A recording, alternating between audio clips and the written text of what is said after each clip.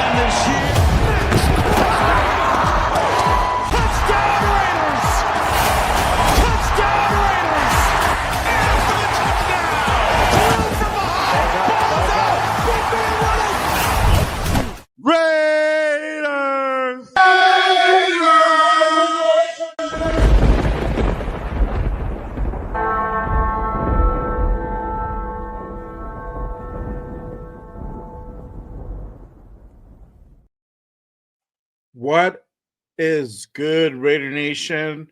Salute to everyone out there. Everybody pulled up and everyone trying to tap in right now. Appreciate you guys. Welcome to the post game reaction show. I'm your host. I am Jay Raider.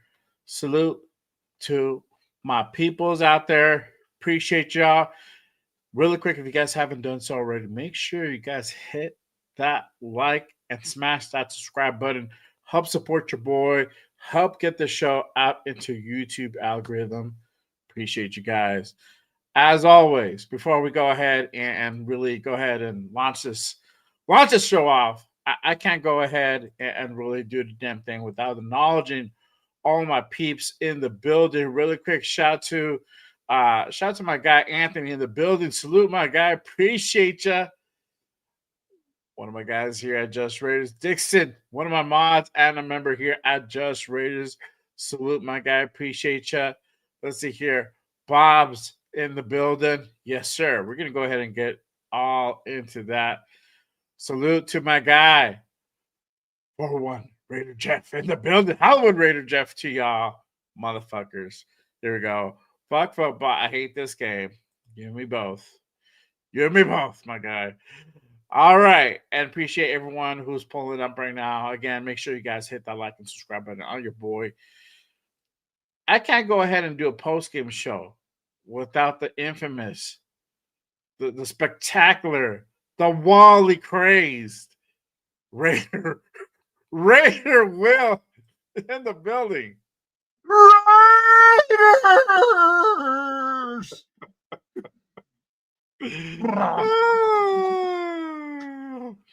Hold on. You get the gong, my boy. Salute, nation. I mean, like right now, we're just starting to get the jalopy ready. You know, we're out here tailgating, going hardcore Raider Nation, but Jesus Christ, we just can't get our shit together. That's a fucking fact. We cannot get our shit together to save our fucking life. Oh my gosh, Jesus Jesus Christ Almighty! Damn.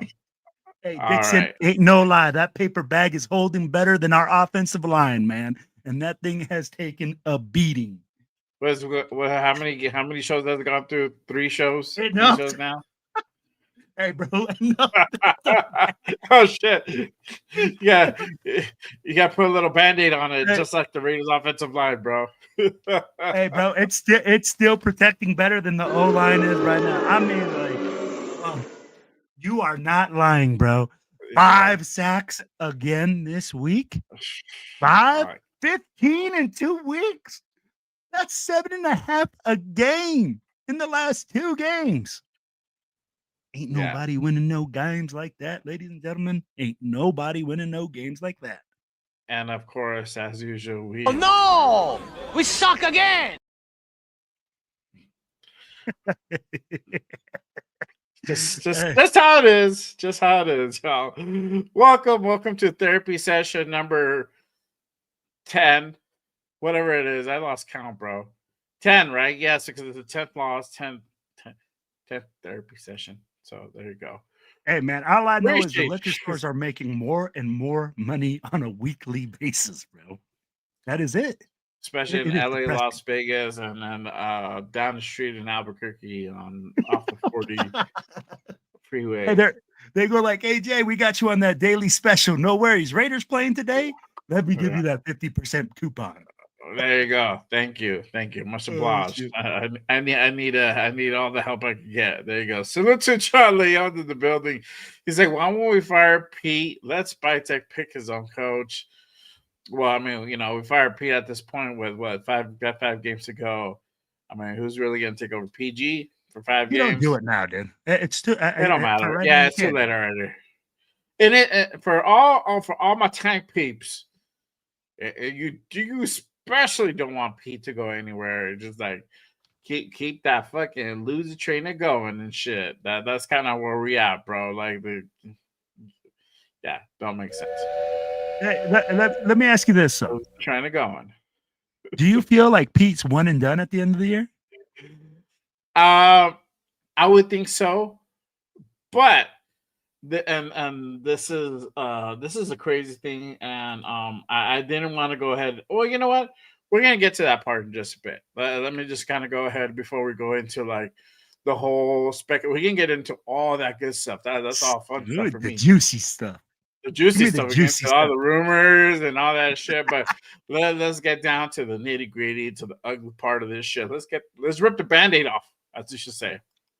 Raiders lose another one. God damn it.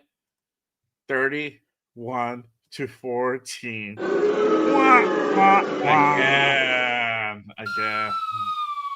Boom. What about all the sound effects? Car crash. Sound effects Sunday. Right. Raiders fall to 2-10 on the season. And you know what? I don't know. I honestly feel this game was different, and we're kind of starting to talk about that backstage. And let's kind of go bring up this box score. We can kind of dive into it a little bit. I don't know. Visually, to me, the team looks slightly better. When I say slightly better, and if you guys tapped into the Wednesday, so all I said was, I want this team to be at least 10% better. I think we got either at 10% or really close to 10% better. It did look a little bit better, but obviously, let's get into the stats part of it. This is the box score, y'all. All right. Team stats, total yards, 156 to 341. What? Passing yards, yep.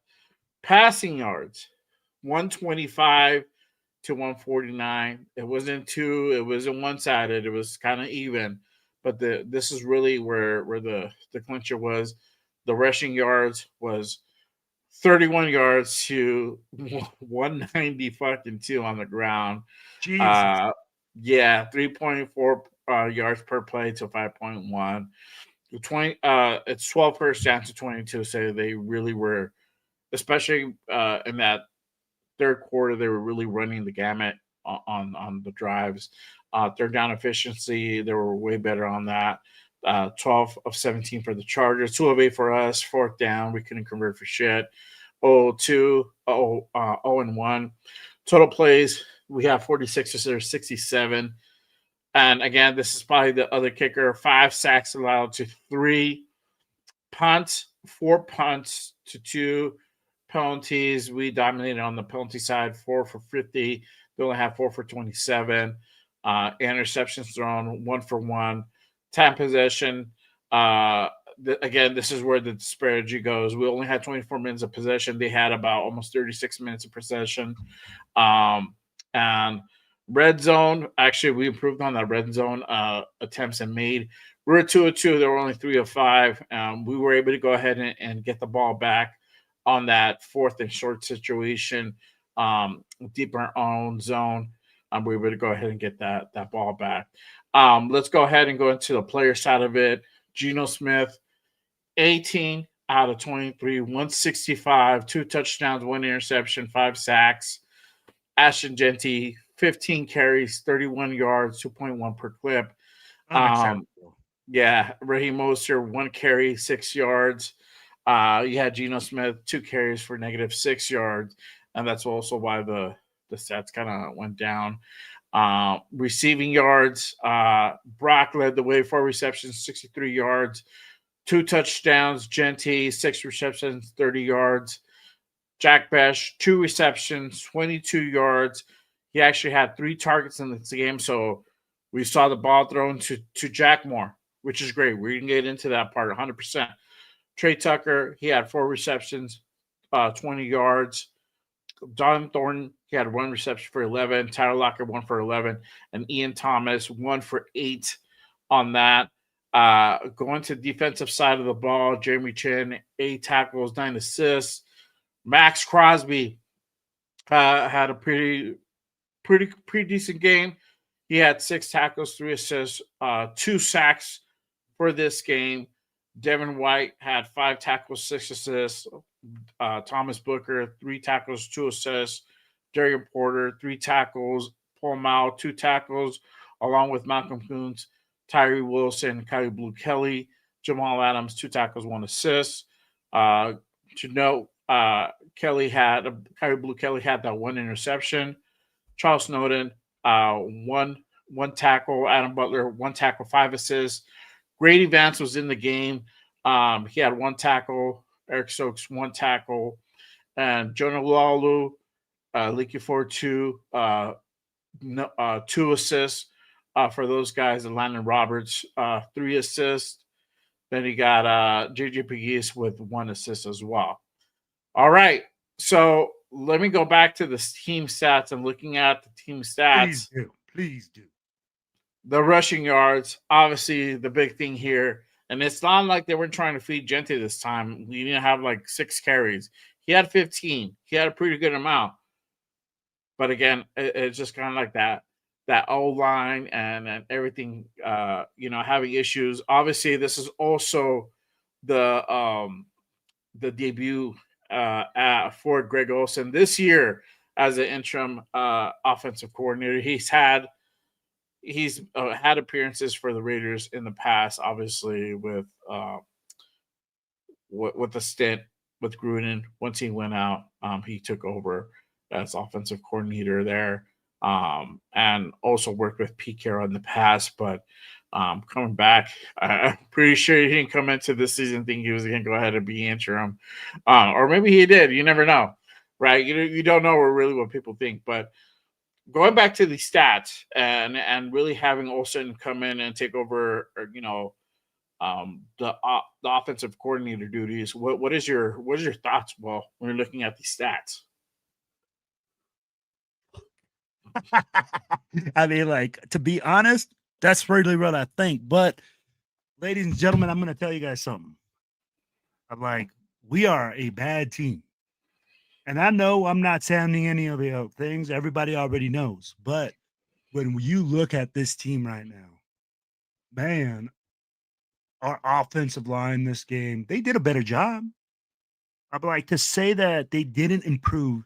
I think you got your 10%, as we were talking in the game. I think I got my 10%. You got your 10%. They got 10% better. but we're talking Yeah. about 10% better in game 10. In game 10, 10% better, or 12, or what is it, 10 or 12? Week 13. We're week 13. Week 13. And we're talking Yeah. about 10% better?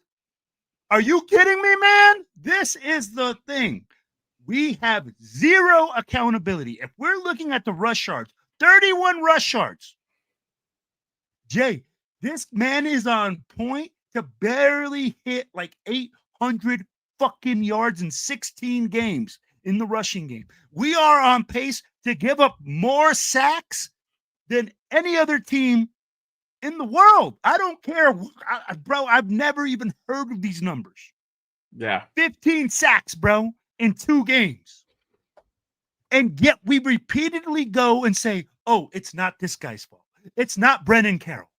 Tell me who else's fault is that but Brennan Carroll and the offensive line coach? 100%. I'm gonna tell you to what you just said, giving up the most sacks allowed ever. We're now at 41 sacks allowed for this season. 41. Let that sink in. And when we're talking about, okay, Greg Olsen, hey, he came back, and you know what? You can blame Geno on a lot of these sacks, and I'm going to come back to it. If you look at the film, Geno Smith is now looking at the offensive line and playing scared. He's thrown more checkdowns. Oh yeah. Than anybody I've seen. I mean, like we talked about Derek Carr throwing checkdowns. Geno Smith isn't even looking downfield for people that are open. We got to be realistic, Jay. He is scared. And when are we going to stop with the madness and then having a healthy scratch of AOC? Dude, this is the thing with Pete Carroll. Stop playing daddy ball. Stop playing for your guys. Start playing for the team and start making the best decisions. And we continuously this season shoot ourselves in the face and say, oh, no, we're going to figure out the problem. In those stats right there, you just showed me the problem, and we've talked about it. Pete, when you're going to fire your son, your son sucks. Call a spade a spade. Sucks. 100%.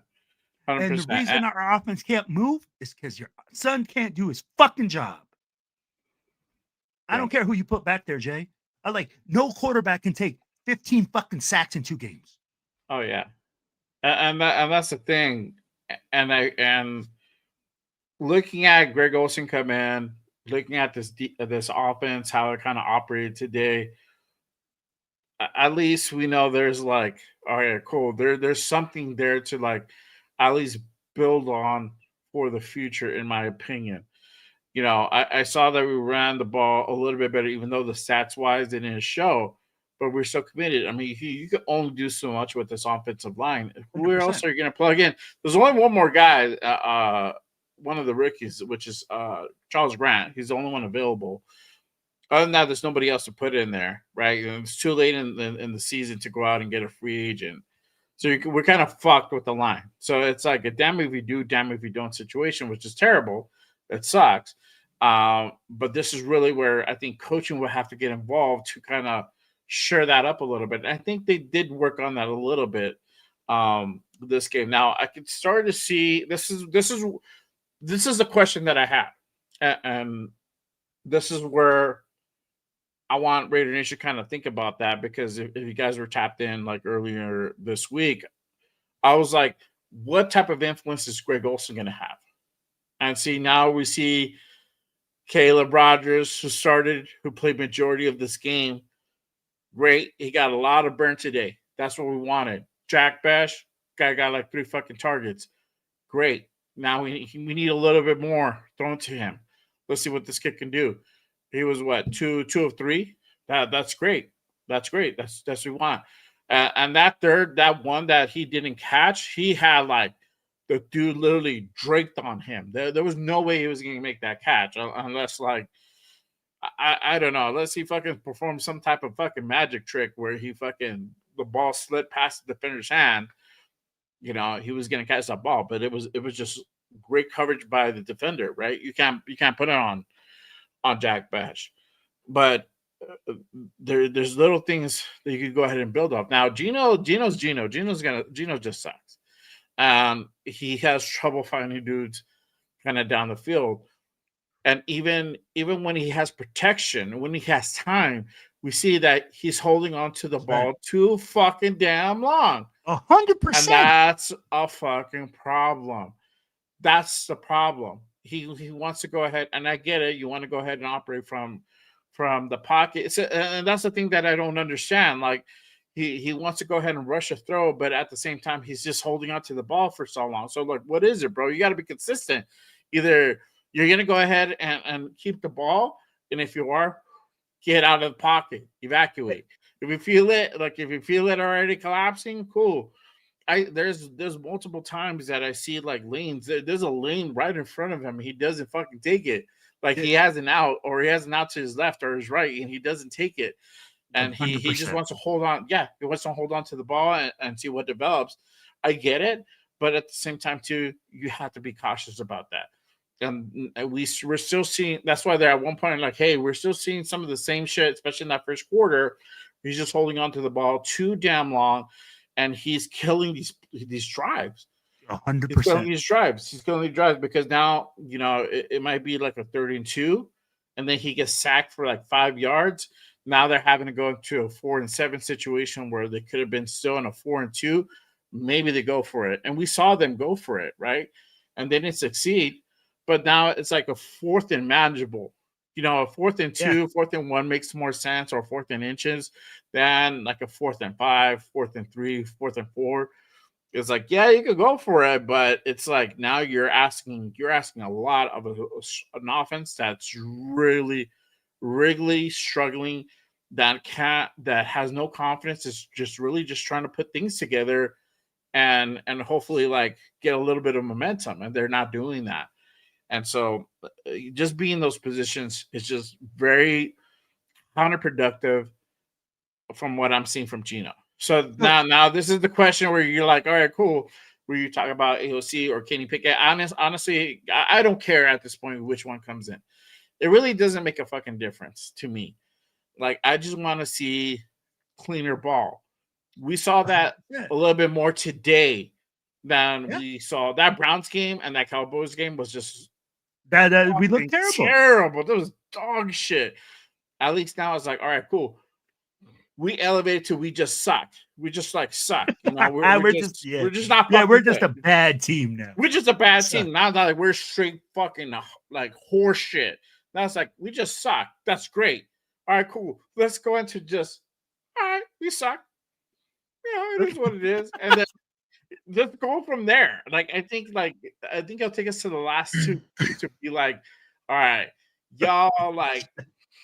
We're gonna go from trash to like upgraded trash, like like buffet trash to like fucking filet mignon. Overflow trash can trash. Like that's it. You got like a few pieces on the thing. Like they put too much shit on there. Like it just fucking overflowed.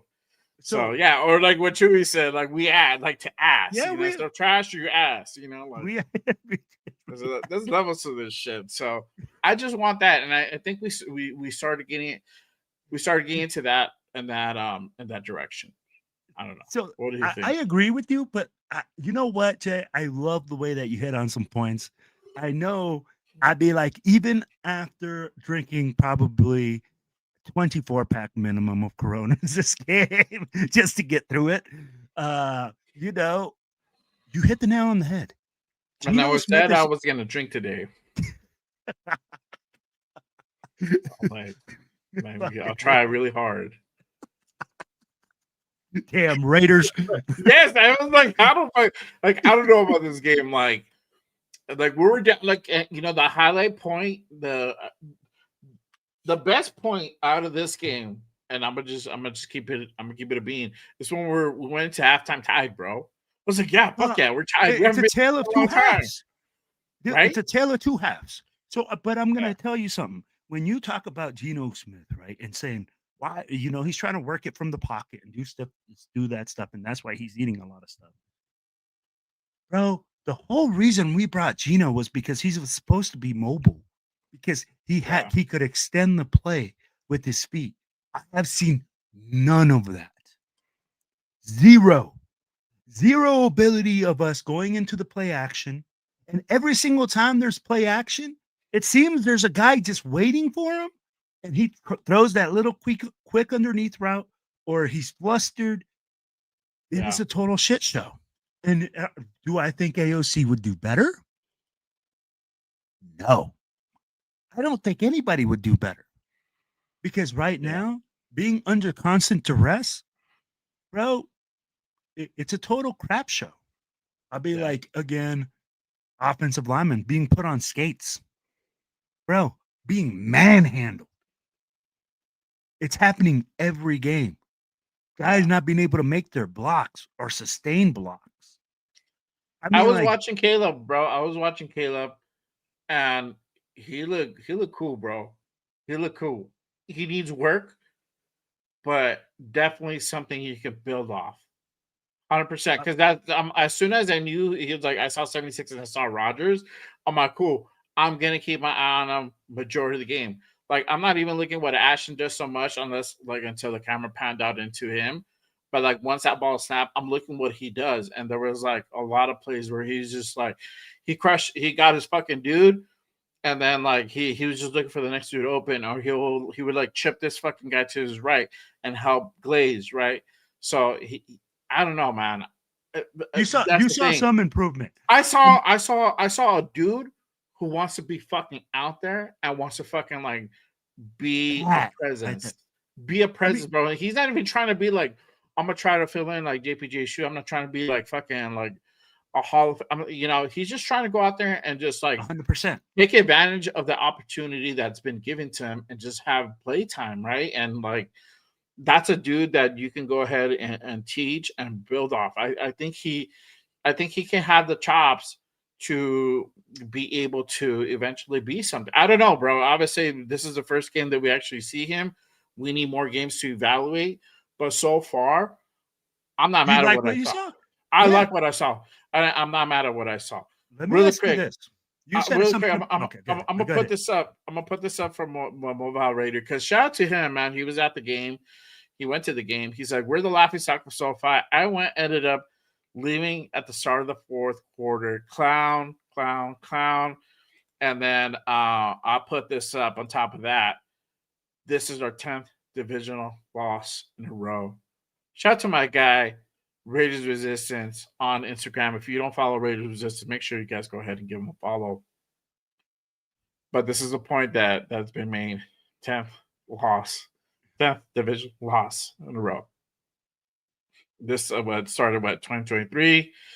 We went 0-6 last year, and we're on that trajectory with two conference games, divisional games left, with one the leader of the AFC West, and then another the other struggling team, which is the Queeves, who I don't know. The last time I thought I was confident in that, like possibly being competitive with that team, we got fucking skunked. And we got skunked in KC, man. So I don't even want to say anything anymore. Shit. But yeah, man. What do you think? 10 divisional losses in a row. 10 divisional losses in a row speaks to our incompetence in those years. Our incompetence, bro, is incredible. I mean, like, if we look at Devin White in the first drive of the game, when he gives up that touchdown, he gave up.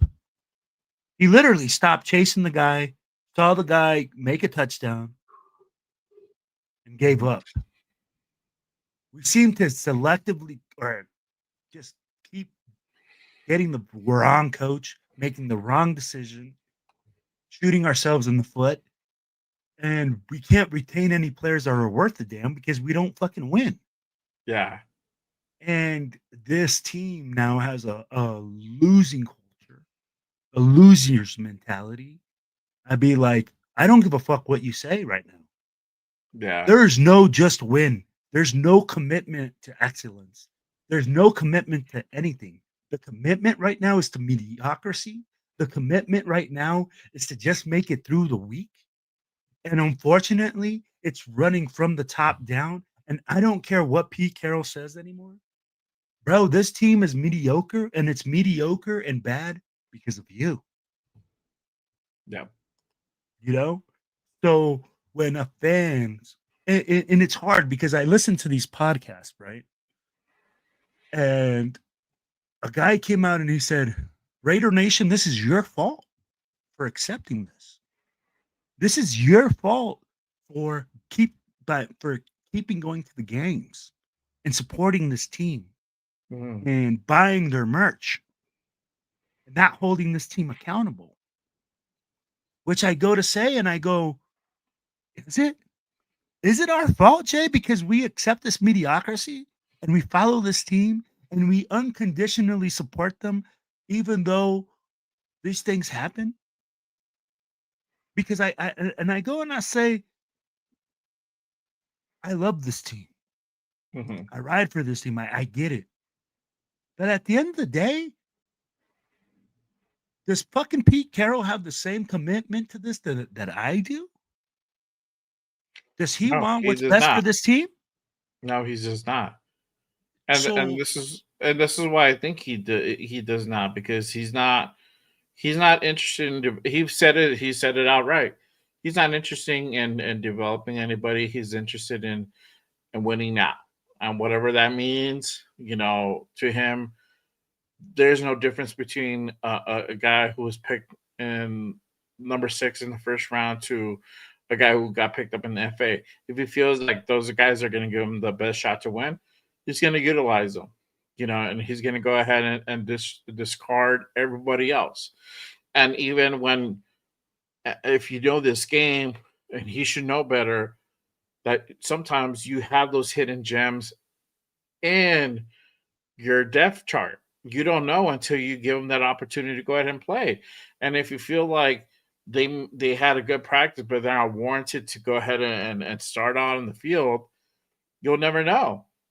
Or you never give them an opportunity to go ahead and give them some time to prove what they got. Right? That's how you find talent. The talent is not always bought. Sometimes you discover it. And the case in point, Chase was a dude that we picked up off of waivers last year, and nobody thought anything of him. He was bouncing around from team to team. We gave him the opportunity. He hooked up with Patrick Graham, and it just worked for him. And he's fucking killing it now in New England. And it just works out that way. So you don't know until you actually go out there and do it and give guys opportunities and see, what guys have. And my case in point, Jack Bash, right? Jack Bash got 3 targets, made 2 catches out of 3. Those are big conversions that he made, that kept Travis alive, right?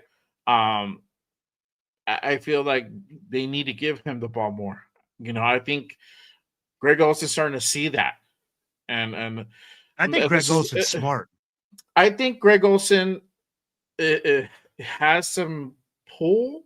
I think we're gonna see how much pull he has, right?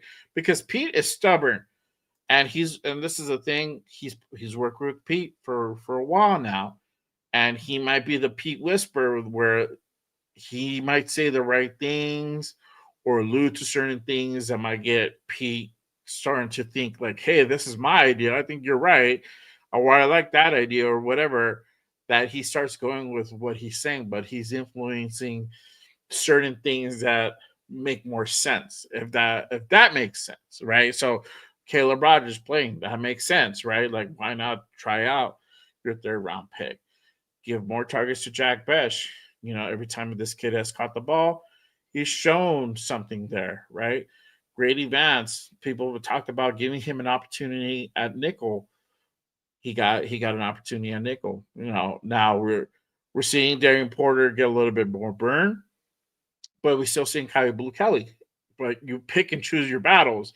I think this is a war that's not won overnight. This is probably going to take a few games to really see like how this team is really going to shape out once you give guys like Darian Porter, like Caleb Rogers, I'm sorry, like Charles Grant, Caleb Rogers, more opportunities all the time, right? We still got guys like Tonka Hemingway that haven't really played.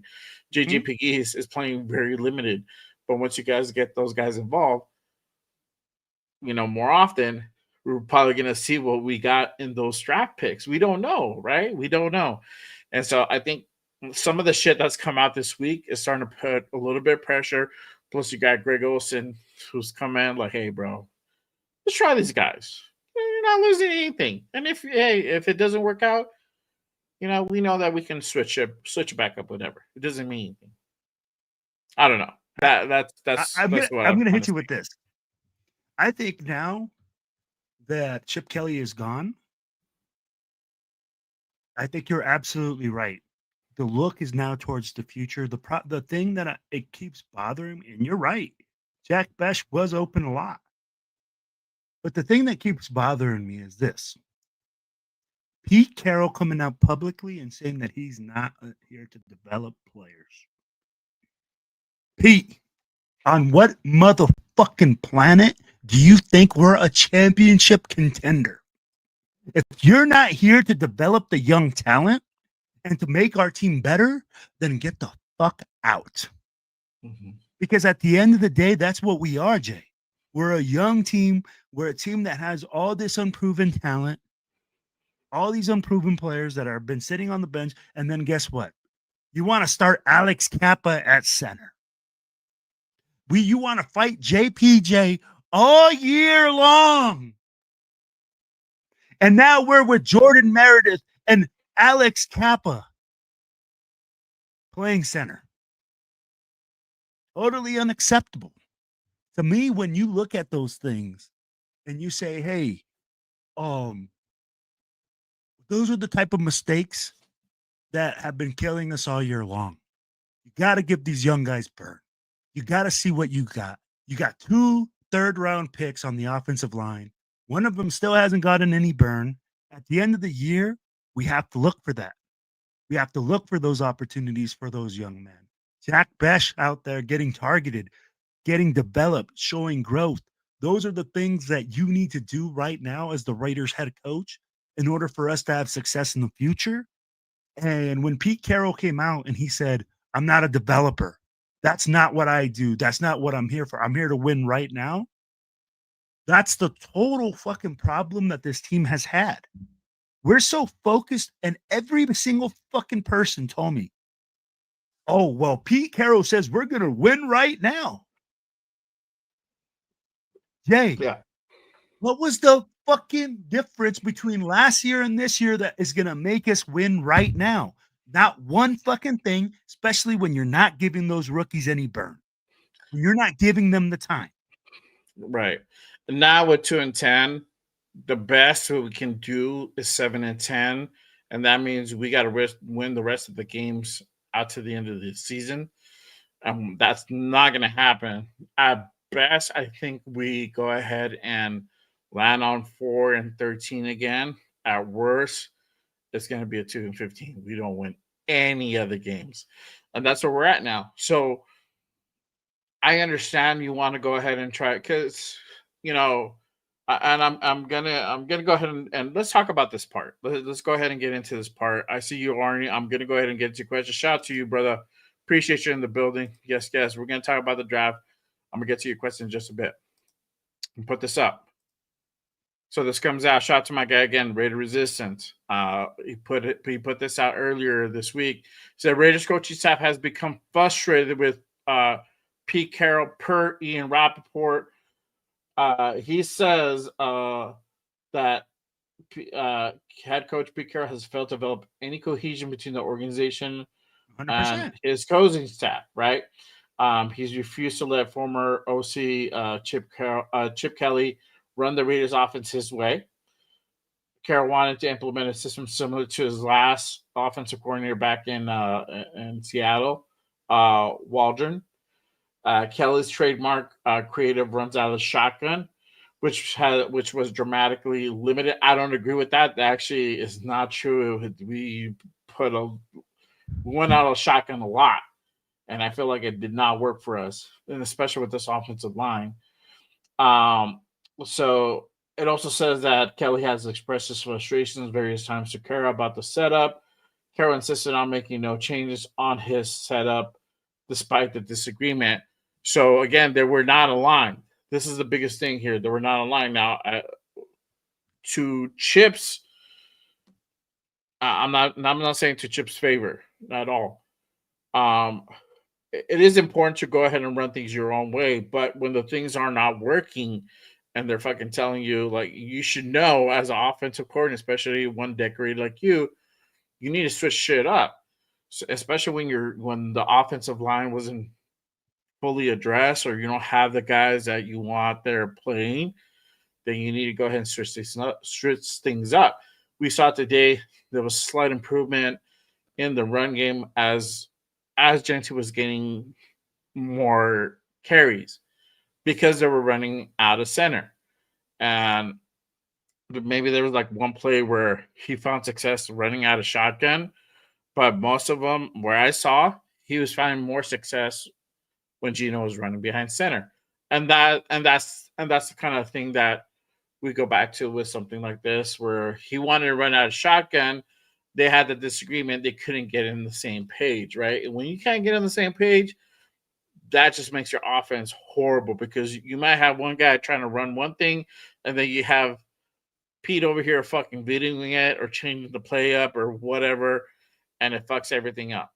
So that's one thing I wanted to go ahead and kind of point out with Pete. The other thing here as well, that, and for those who think that, hey, we have to just get through the next 5 games and we're going to be good.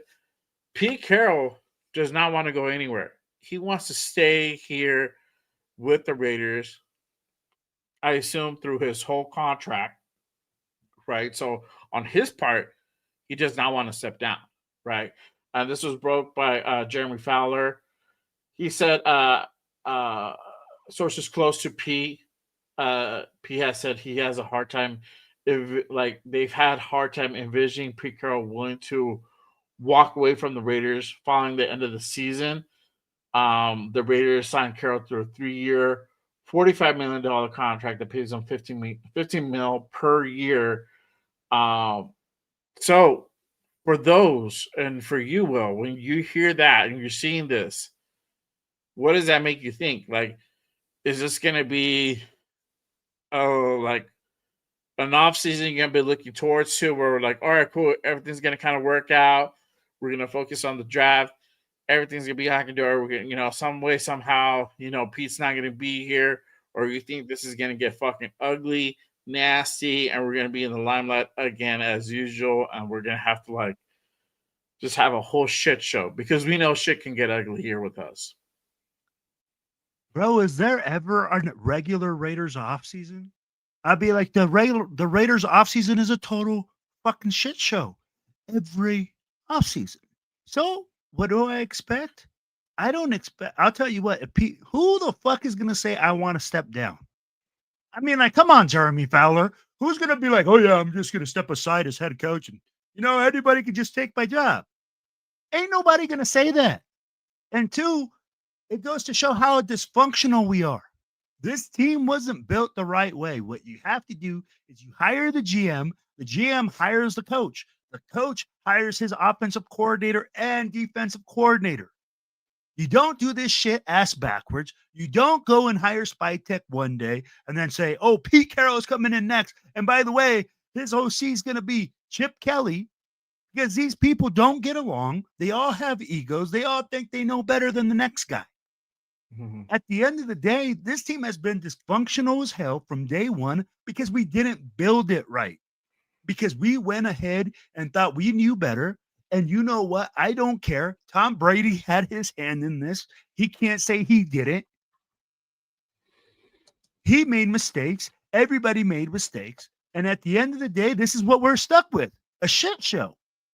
So for Jeremy Fowler to report that Pete Carroll doesn't want to step down doesn't surprise me.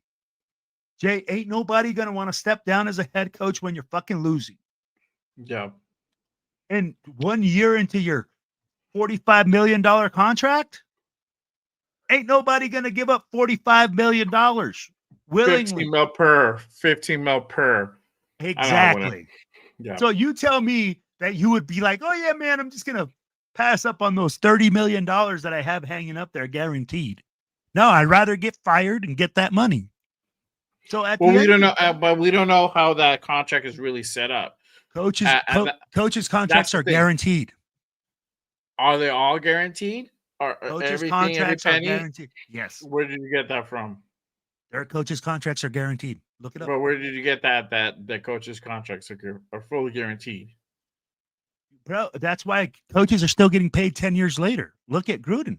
I mean but that's a contract that Mark Davis made with him, and that was a stupid, silly contract. But that goes to show how much Mark had faith in Gruden and how much he trusted Gruden to lead this team into, the long future, right? Not always does that contract always evolve. The contracts are made differently. So I don't want to say I mean, if you want to say that's fine. I don't want to say that he's going to get that 45 mil whether he's here or not. I don't know. I don't know the particular thing is because it's not made with the cap, so they don't have that public. It's just somebody got a win of what that particular amount is. It says here, NFL coaches' contracts are almost always fully guaranteed, meaning almost. But I'm telling you, bro, it's gonna be almost fully guaranteed because that's how players' contracts and coaches' structures are structured different. Let's say for example, it's like, let's say for example, it's like 25 million guaranteed, or let's say 30 million guaranteed, right? Mm-hmm. And so he gets basically paid for 2 years, and then if they fire him, whether he's here or not, he gets 30 mil guaranteed, right? So he got paid 15, so that's another 15 coming to him. And I'm making an educated guess. I could be wrong. It could be more on the it probably realistically is probably like 40, 42, and then like 5. He's not guaranteed for it or something like that. It's crazy, but either way, I mean, it's not the team's money; it's Mark's money. So it's basically that decision relies on Mark. You still got to pay this motherfucker at the end of the day. I don't know if they're done paying Gruden or not. I don't know if they settled with him or not. I don't know how that is. I don't know. I haven't keep tabs, so I'm not going to speculate on that. I'm not going to do that. But if Mark wants to go ahead and just be like, all right, cool, we're just going to wash it. I'll pay this dude up, send him on his way. We'll get the next guy. Or you think this is going to get an ugly thing where it's like he's going to get fired? I'll be like, you have to fire him. Yeah, you think he's going to get fired? You have to. I mean, like at the end of the day, and it's not an ugly thing, right? Because honestly, that's how working is. That's yeah, he's gonna have to eat that contract. That's how your job is, man. And it's not ugly. That's life. Let's be real, Jay. If you're not doing your job, they're gonna fire your ass too. Like, yeah, and you know that, and I know that. If I don't go do my job, I'm gonna get fired. They're gonna be like, dude, we don't need you here. So at the end of the day, it's a part of life. And to say that he's done his job and that he's done what he's supposed to do, bro, the report says it all himself. He's not even able to unify the locker room. And you're telling me that you don't even want to develop your players, which is a coach? That's your job. Your job is to make your players better on a consistent basis. Yeah. So I'll be like, if you're not doing that, then what are you doing? I mean, like, is Pete Carroll just coming in and saying these guys are good enough to win a Super Bowl? I mean, like, did he really look at our roster last year and just go like, hey, these guys don't need to get any better. These guys are so good right now. You went 4-13 and you guys are amazing. You guys are going to go to the Super Bowl with me. Are you kidding me, man? You have to develop every single player. Colton Miller 100%. Wants to be coached. Geno Smith wants to be coached. Every single player wants to be coached. They're there to get better. They're there to win games. Your job as a coach is to put them in those positions for them to win games and make them improve where they need to improve and hold them accountable. Yeah. Pete Carroll does none of that. Yeah. None.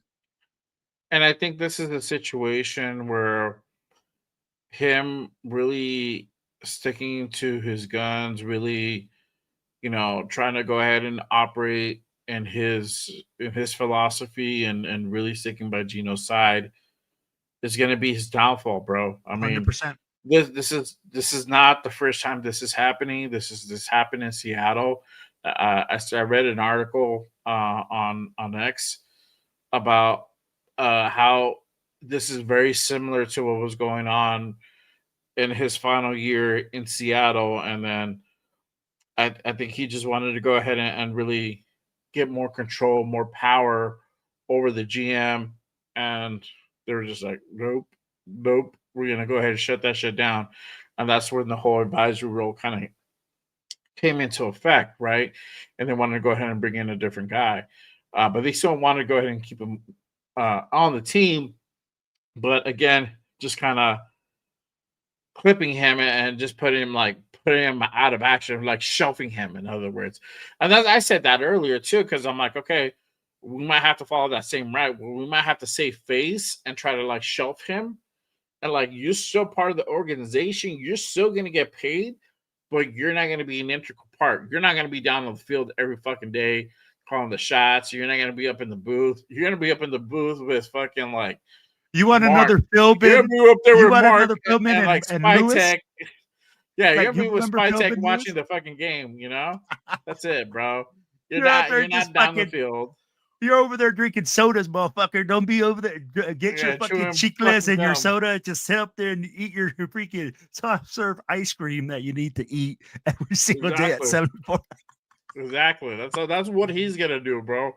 And I think this is a situation where He's not going to do it. they're gonna have to either like, look, bro, it's either A or B. That's it. There's no fucking C. There's no C where you're gonna be like, you're gonna continue on as the head coach of this team. You're just No, not. he didn't So do it in Seattle. He barely did it in Seattle. He ain't going to do it with us. He's yeah. not going to want to step back. And I think you're right, though. I think, and let me ask you this, right? I know a lot of people are going to be like, oh, I don't want to fire another guy and bring another guy. And, I don't want to be this team, right? Bro, do you think at this point, do we need to do that? Do we need to It's gonna fire this happen, guy? bro. And damn him for like putting us in this situation again where we have to go ahead and go through the same thing that we did. This is the thing that we don't want to do, and we're like forced to because the gameplay is just so terrible. It's horrible, and it's not like, oh, okay, cool. Like now we saw something maybe we could build off, but then it's like, we give up like 200 yards rushing. When And like, how do you respond to that when you don't want to play your rookies? He's gonna fire PG. Say it's PG's fault that our defense isn't playing well. Oh, Jay. Yep. That I can't hear you, bro. You can hear me. Oh, I did. I heard. Okay. Yeah. But I'd be didn't like, talk. he's gonna fire PG. He's Yeah. gonna fire PG after today and say, "Oh, we couldn't stop the run because of PG." I'd be like, but at the end of the day, man, I mean, like, I think it's like you said, we need to start from something fresh. I mean, like, I really hope that Spytech gets to select his own guy, Mm-hmm. and we start something with the new regime, a new everything. Because if we bring, and I think PG's done a hell of a job. Don't sit here and tell me like, dude, like, he's a bad coach. He hasn't had a top 10 defense. I'm like, show me when the fuck he's had a top 10 offense on his team to fucking rely on. Tell me how many times this dude's defense hasn't fucking made the game interesting Yeah. from us being pinned up on the fucking 30. From fucking Gito Smith, we get an interception and throwing it right back to the other team. I'd be like, how many times does that have to happen? But at the end of the day, I think we need to clean house in order to bring new energy, in order to bring just something new, bro. So Yeah. I think you're right. I think Pete's done. I think they're gonna say, Pete, pack your shit, get the fuck out. I'd be like, they're gonna try to do it ceremoniously, But Pete's gonna be like, no, I can still do this. I did it. And I'm like, here's the thing. If you're Pete Carroll, what are you gonna say that you did well that you deserve to return? Right. What promise did you fulfill as a coach to say, hey, I deserve year 2?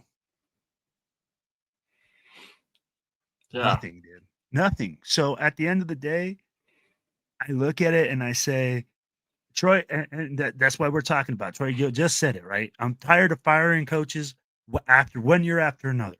Who wants to come here? Yeah, but you're in a damn if you do, damn if you don't situation, and that's the part that pisses me the fuck off. That we have to like address this shit again, and it's like even if we were just like slightly better than last year, I think we can, you can skim it by Raider. You're still gonna have people like fire this dude, or fire Pete. It's gonna always happen unless we actually have like a plus 500, season. Then you can avoid something like that. But honestly, even if we were 5-12, I think you can skate by and be like, all right, you keep Pete for another year. He's heading in the right direction. Now, obviously, we still have 5 games to go.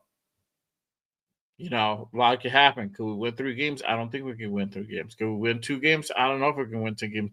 Maybe win 1 game, and that's going to be that Giants game. That's going to be the fucking trash bowl, right? Or the tank bowl, whatever the fuck you want to call it. I don't know. But you're going to have that game that you can possibly steal. So, what happens then? You're still going to be like 3-14.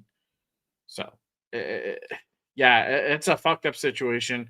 I think you just have to do it because everything that's leaded up to this point is just Pete's inability or incompetence or whatever you want to call it, that he just cannot make this team look better. And yes, there's not a whole lot of talent, but there is some talent here, and we look better than what we did the last 5 games. We fucking have. For the exception of that Jacksonville game. That Jacksonville game, we looked better. But after that, it was just like garbage after garbage after garbage after garbage. KC game, garbage, right? It's just like, fuck. The Tennessee game, we still look kind of like garbage, but we won that game for we beat a team that was worse than us. Exactly. So, yeah. So, I don't know, man. I think it has to be Mark and Spytech that are gonna have to step in and deal that blow. But before I go ahead and continue, we continue on this talk. I'm gonna get somebody else's opinion on this. Y'all already know what time it is. I can't also do this show without my brother, my guy from my Wednesday show, the Raider Connection, my guy. 4-1 Raider Jeff in the building. Salute, brother. Hollywood Jeff, oh baby. Hi guys. Oh, I just got horrible news. I just came home and there was a notification on my Alexa. So I said, Alexa, what's the notification? She goes, something you follow. The Las Vegas Raiders have been eliminated from the playoffs officially today.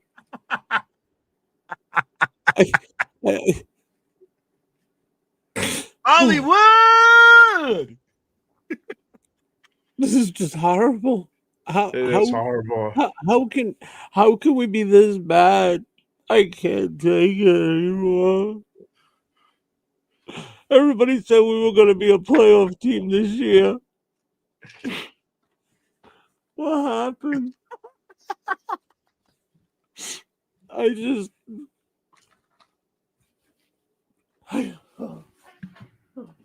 Somebody get this man a brewski ASAP.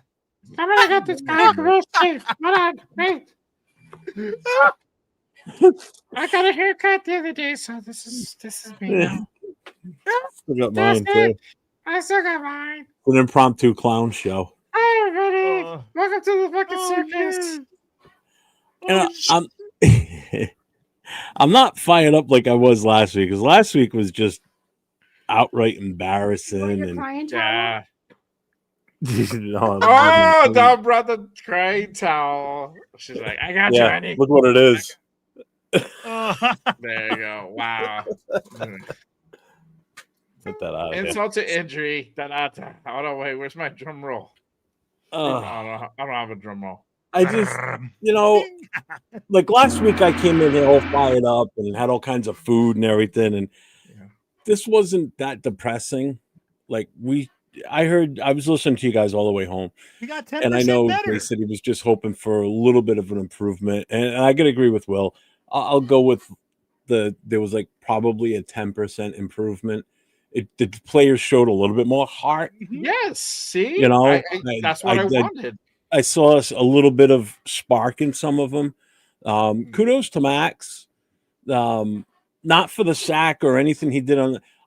Kudos to him for pushing Herbert down like that because I thought that was great. That was the greatest play of the game. Yeah, he's like, I don't know what Herbert was like shouting, and he's like, "Shut the fuck up!" He deserved it. He's like, He deserved it. and I know he's all pointy. He's like, right "You're now, gonna push me." I am waiting to the day of to buy my Philly tickets. I am not paying full price for fucking Philly tickets. There you go. That's the There way to do it. Or do it the day before, Don. It's all good. It's either or. It's all good. So I'll drown my sorrows tonight in a nice coffee. There you go. Salute Duncan, to you. this guy runs on Duncan. But it was comical. I know what you're saying. It was comical because he's like, oh, he's all getting pumped, and then Max was like, shut the fuck up. And he falls, right? He's like almost pointing at it, like, the bad man pushed me. And the guy's like, okay, it's all right, buddy. Like, they're there. Personal foul. And that reminds me of Richard Seymour, what he did to Roethlisberger a few years ago when he smacked him in the face and knocked him on his ass. It's like, sit down and shut up, bitch. Yeah, exactly. Yeah, I mean, it's still a depressing game. It's still shitty, but no, we're legit. We're done. Playoffs. I can't believe that's what the notification was on my Alexa when I got home. I'm like, you shitting, Alexa? Even I got to hear from you when I get home. 100% guaranteed not making. Oh, yeah. I mean.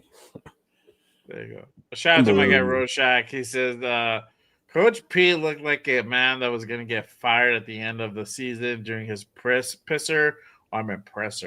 I didn't see. This is the thing. I stopped fucking watching this fucking man's thing. I'll probably watch it later on. And I think I was watching it a little bit, but then I kind of fucking tuned out, bro. Well, I got forced into watching it because I got in the car and I saw that Wasted was on, so I'm like, let's see what he's got to say about this. Shout and then he played to Depressor, so I'm like, well, I gotta listen to it, I guess. So it's the same shit, The reporters up there lobbing softballs to him and him just, acting the way it is. What's up, Gracie? Yeah, I'm happy I'm home now. I get to see my puppy. Yeah. And this is the thing. Gino's still not up to par. And despite that, he just threw, that interception up to par. Up to par. You can't even park the car. The car. Can you see it? Come here. There you go. Even though he threw up one interception, it was just like getting sacked 5 times. I give like 3 of those 5 sacks to Gino. Just holding on to the football too fucking damn long. 100%. Yeah. Gino is like, he's holding to that ball so long that it's like almost he's inviting sacks. I'll be like, I get what you're saying. And I mean, like, when we were looking at the play and you were looking at some of those sacks, he had 5 seconds. Yeah. Yeah. I'm counting it in my head. And then again, we look at it and we say it was either he was looking at the line or he was looking for the check down.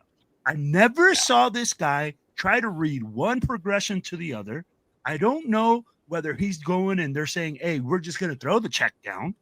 But tell me, Jay, I'm like, usually we got taught to read the tree, right? You read the defensive tree from the safeties to the linebackers down. That's going to tell you the coverage. Then you're going to go and you're going to say, hey, you know what? On this play, we're going to read it from deep to short or from short to long or something like that. But it just seems like Gino's just looking for certain players. He's not even looking for the play to develop. He's not looking for certain route concepts. He's not even looking at the defense to say, hey, this is your weakness. It is like, okay, get the ball, look at the offensive line, hold on to the ball, look up, and hope that Brock Bowers is open, Trey Tucker is open, or Ashton Genty is open in the flat. That's all he's doing. Yeah. That's not quarterbacking. And I think, you know, and I'm not trying to defend Gino at all. I think it's also he has like that. What is it called? Has like a hostage syndrome where he was like held hostage by like Chip Kelly for so long. He's like, fuck, I'm just used to this shit, right? And he doesn't fucking audible. He doesn't look fucking for other guys that are open. He's just like, I gotta go with my designated fucking guy, you know, my fucking my number one. That, you know, and it's I get it, because you did see Greg Olsen run like a little bit of audible, like in certain plays, right? Like I saw that like twice. You saw him going back up to the line and doing adjustments. Yeah, you haven't seen all season.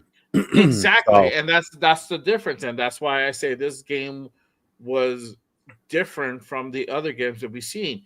This 31-14, even though we lost by 3 scores, it looked different. It looked a little bit cleaner. It didn't look so fucking messy, and we didn't look so 100%. lost out there. We look competent at times, and that's just what I wanted to portray. Like, we suck. Somewhat competent. Somewhat competent, but not all the time. But we look more competent than we did the last 4 fucking weeks, the last 5 weeks, right? But and this is where coaching comes in, right? This is where Greg Olsen had this team, and we looked somewhat prepared. We didn't look like we just threw this shit up in the sand and was like, okay, this is what we're gonna do right now. Yeah. Just go in there and just throw it to whoever. It was like, all right, this is what we're gonna do. We're gonna have a plan. We're gonna try to execute it. This is what we're gonna do. You know what? It didn't look like. First of all, shout to everybody in the chat. Sorry, I should have said that earlier, but I was too busy crying when I first. How dare you not acknowledge our peoples? I know. I apologize, everybody. Everyone here. Almost 120 in the building, so make sure you guys hit the subscribe button. It wasn't like unorganized chaos like it has been all season. It seemed like there was a little bit more structure out there, I should say. Offensive line still dog shit garbage. So I mean that's another thing. Yeah. But as far as the overall, I guess, scheme you want to say that we were doing on offense, you could see what they were wanting to do. It wasn't really coming to fruition because, again, as long as that offensive line is going to be the way it is, you're not going to get a chance to get shit to happen. He did exactly what I wanted him to do today, was get the ball, short throws to Brock, and let him do his magic. He did exactly what you want him to do. He takes that ball from like the 5-yard line, and he's going for 15 to 20, or he gets it at the 10 and he takes it for another 10 yards. Yeah. So it was nice to see him more involved. Yes. Yeah, he looked good. Yeah, there was wide open like a couple of times. So it's like, which is crazy that they left him wide open. Yes, and it's like finally this motherfucker fucking sees somebody wide open. Like, come on, he hits him, and he doesn't overthrow him. He doesn't underthrow him. It's like you hit that dude, cool. Like now you got to deal with like the other dudes out there. Like, come on, bro. Like there's guys that create separation. You need to go ahead and keep your eyes open now. You need to don't fucking just stand there in the fucking collapsing pocket. Yeah. If you feel like you're gonna go ahead and get sacked, you need to rush up. And this is the thing, like everybody's expecting him to do that. And he did that so much in Seattle, but we're not seeing that now. It's like we're seeing that New Jersey Jets. The Jets type style where he's just like he just doesn't know what to do. I'm gonna put this up real quick because you said something, Jeff, that brought me a spark that I wanted to go ahead and talk about. That you gave me a little reminder. You said it looked more structured, right, compared to last week where it was, or the weeks prior, which it wasn't structured, and we're all thinking like, what the fuck is going on? Now this came out the other day as well, early in the week. Shout out to Tom Pelissero and Raiders Resistance putting this out there. This came out that former offensive coordinator Chip Kelly had repeatedly called out the wrong plays on offense during games. Kelly had completely lost his offense when issuing out a play on the field that players became frustrated. What do you guys think when you guys see that and you guys heard the message that was just put out there right now? It's just put out early in the week that he was just calling the bad, like he's calling plays wrong, and we would call that all the time. Like, what the fuck are these guys doing? Like, they look retarded at times. I'm keeping it a beam because we're all thinking the same shit. It looks just completely fucking retarded at times. Case in point, Monday night game, we tried to run it again out of our fucking 2-yard line. We almost did the same shit today. I was like, what the fuck was that? But it's like literally you're running out of your like deep in your own end zone. Like, what comes to mind when you guys see this stuff? I'll start with you, Will. Well, I'm gonna tell you like this. I have never heard of a coach calling plays incorrectly. Never heard of it. First time in my life that I've heard that a coach coming in there and not making the right play calls. If this is correct and you let this happen for 10 weeks on your clock and you're listening to every single play call, then Pete Carroll, what the fuck are you doing? Because you're listening to it.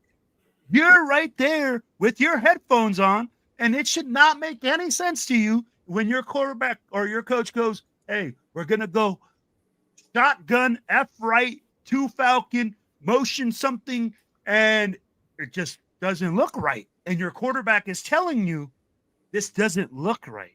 This to me sounds like Pete Carroll's people going out and just making a total hit job of this. Okay. This is like a kind of odd thing. I've never heard about it. First time. And if he did, I'm going to still call Pete Carroll out. Yeah. You let your offensive coordinator make calls that weren't correct. You let him continuous, and you said, I trust this guy. I gave him a leash. I thought that he was doing the right things. But you didn't even know your own play calls? Shame on you for being the head coach of this team. Hey, Mike. For being absolutely pathetic in that aspect. Yeah. That's all I got to say. What about you, Jeff? I'm curious to know how far back Pete knew about that. Ultimately, what happened to Chip Kelly is exactly what should have happened, because that's basically a sabotaging the team. So that, in my eyes, that's a fireable offense. So ultimately, yes, he got shit canned. But how long did Pete Carroll know this for? How long did he let this go on for? That's the big question.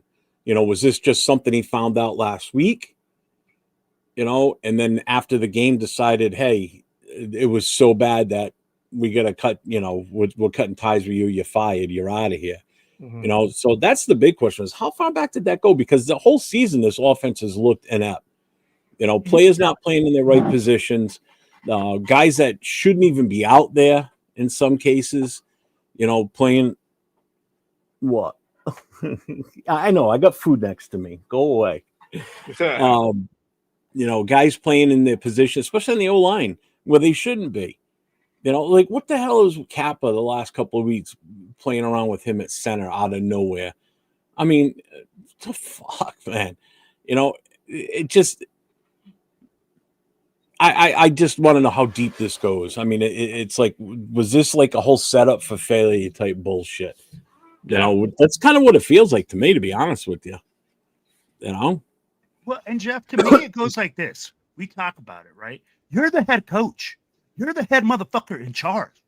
You should know when somebody farts in your building. I'd be like, straight up. I know coaches, man, that they have such a tight schedule that you're sitting there as an assistant and you're like, fuck, bro, like, I know how to do my own job. I know how to do what I'm supposed to do. But to tell me that you gave this guy a leash and then it's coming out that the play calls weren't even made correctly? Yeah. That's unsatisfactory to me. Yeah, I heard like the call was made and then like it was like part of the call and then didn't get the other part. And then Gino would get frustrated and whatnot. So shit like that. Now, this is the thing. I know I'm already here. This could be a smear campaign by the Raiders, into justifying them parting ways with a coach. But there has to be some validity to this, because some of the times we're questioning some of these calls. Some of these calls do not make sense. Some of these calls are like, why are we still running like the ball up the middle when we know it's not working? Why aren't we running in between, the tackle on the card? Why aren't we not running Mhm. off the That was tackle? on Chip Kelly. Shit I like, believe that was yeah, on Chip. shit like that, or we would go for it on certain, like we were throwing when you were supposed to be running on certain situations, especially when we had a healthier offensive line, right? We still had Colton, we had JPJ, they weren't injured, and we're deciding to go ahead and pass the ball as opposed to running the ball on a 4th and 1 or on a goal line situation. We would call that out constantly, like why is the calls being made? So it makes a little bit of sense. I think it's probably 50-50, where it's probably exaggerated. It's probably men out there to kind of, put a little bit of black eye on Chip, but also too, there might be some validity to this because, kind of what we're hearing from Chip's past and whatnot, he probably would be pulling some shit like this. And, he wasn't having a great relationship with the other coaches and stuff like that. And they were getting frustrated as well. So I don't think it's completely bullshit. I think there's some validity to this, but it could be a little bit over exaggerated as well. I don't know. That's my 2 cents on that. But I wanted to bring that up because that was put out there earlier this week, and we didn't really get, me and Jeff really didn't get a chance to kind of address that part. So yeah, it's just crazy, and I'm with Jeff. Like, when did Pete know about this? Like, did he know about this the whole time? And he was just kind of like, well, just like wrap the put the noose around his neck. And If it comes out that he knew about this a few weeks ago, like say like prior to the bye week or whatever, and didn't address it, and it took this long, then that in itself is, Dude, you're promoting the self sabotage of this team.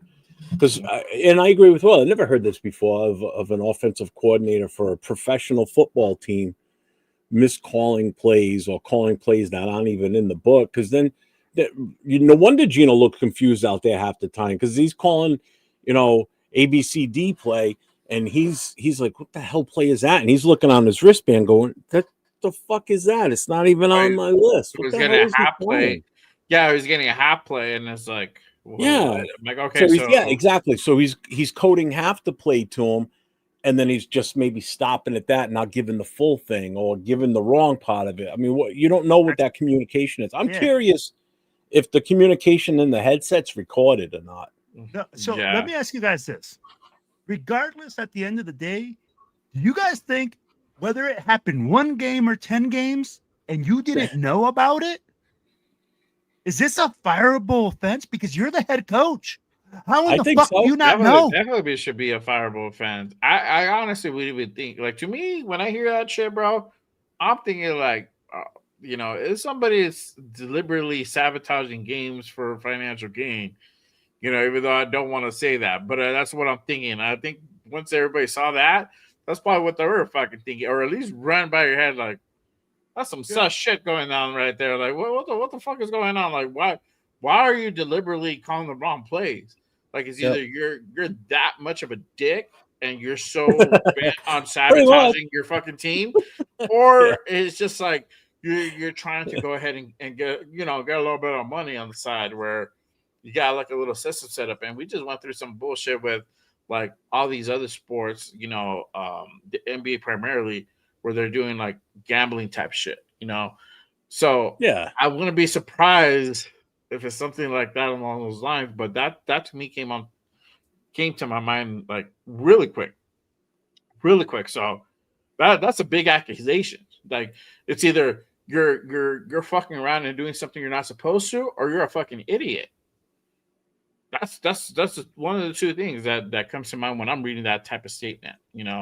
When that story's being put out there, or you just don't like this. You don't like this job. You don't like this situation enough, where you just want to have them fire you to either pay you out a majority portion or a percentage of your contract, and then you can go ahead and walk away from this and right after the sunset and focus on going back to college or doing something else. Like right now, Chip Kelly is in the driver's seat. He can do whatever the fuck he wants. He can either go back to college, he can go to another team in the NFL. I doubt he'll find a place, or he can just go ahead and chill for the next like 3 years. And not I do think he's anything. going to have a hard time getting another NFL job anytime soon. It might be a couple years. He may have to go back to the college ranks again to kind of refine himself, reinvent himself. I know Will mentioned something while I was still in the car on the way home about coaches are guaranteed money and everything. And I know you were talking about the Pete should be fired or not or whatever. I still am a firm believer that he's not going to get fired. I think the option's still going to be given to him out of respect to who he is and what he's accomplished in his career, whether it be college or pros. It may come down to a wink, wink, how about you retire, or, we save face as a team because we don't come back out here again and say, shit, they just fired another goddamn coach. You save face for not being fired, and he just comes out and says, you know what, game, because I think the game's passed him by, to be honest with you. I think the game is beyond him now. Yeah. So maybe it's time for him to kind of come to grips with this. If this is approached, or if this was offered to him, to say, you know what, I'm going to retire, wink, wink. We'll settle a contract with you. So, we won't pay you the full thing, but we'll work something out. You still get your money and you can ride off into the sunset. You save face. You want to be a Hall of Fame possibly in the future. Who knows? This will help you. If you get fired, it could be a negative for you. So, I mean, it could come down to that. My biggest thing is it saves us face on the team, the organization, where it doesn't come out that we just fired another goddamn coach, the fourth one in 4 years, Yeah. So that's how I kind of look at it in a way. This is the thing. I love you. With that. I love you too. I know. Wow. Okay. There's a lot of love going on around this room. I got cut up. I'm coming now. I'm gonna cut you off.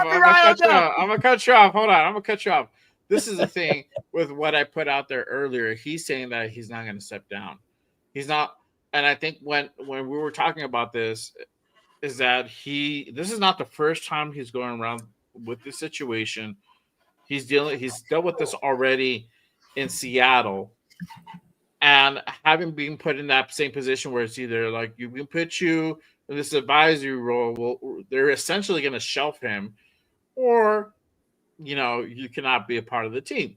But you're not, either way, whatever you choose, you're not going to be a head coach in this team moving forward. I don't even want him in the building. I want him gone. No, but I'm saying, like, I know what you want, but I don't think that's going to translate at the end of the day. I think it might be something ugly. Guys. All right. I love you guys. Sorry. We're going all positive and all woosah. But I'm telling you right now, if Pete Carroll did not know that there was incomplete play calls, and this is absolutely true that's coming out, you need to fire this dude right now because he's that incompetent. Okay? When you're sitting there listening to the play calls and your quarterback is going out there like, bro, I don't know what the fuck is going on. We're taking 10 sacks. And you're sitting there, good job, Pete. Good job, Chip. Good play call. He did it again today in the press.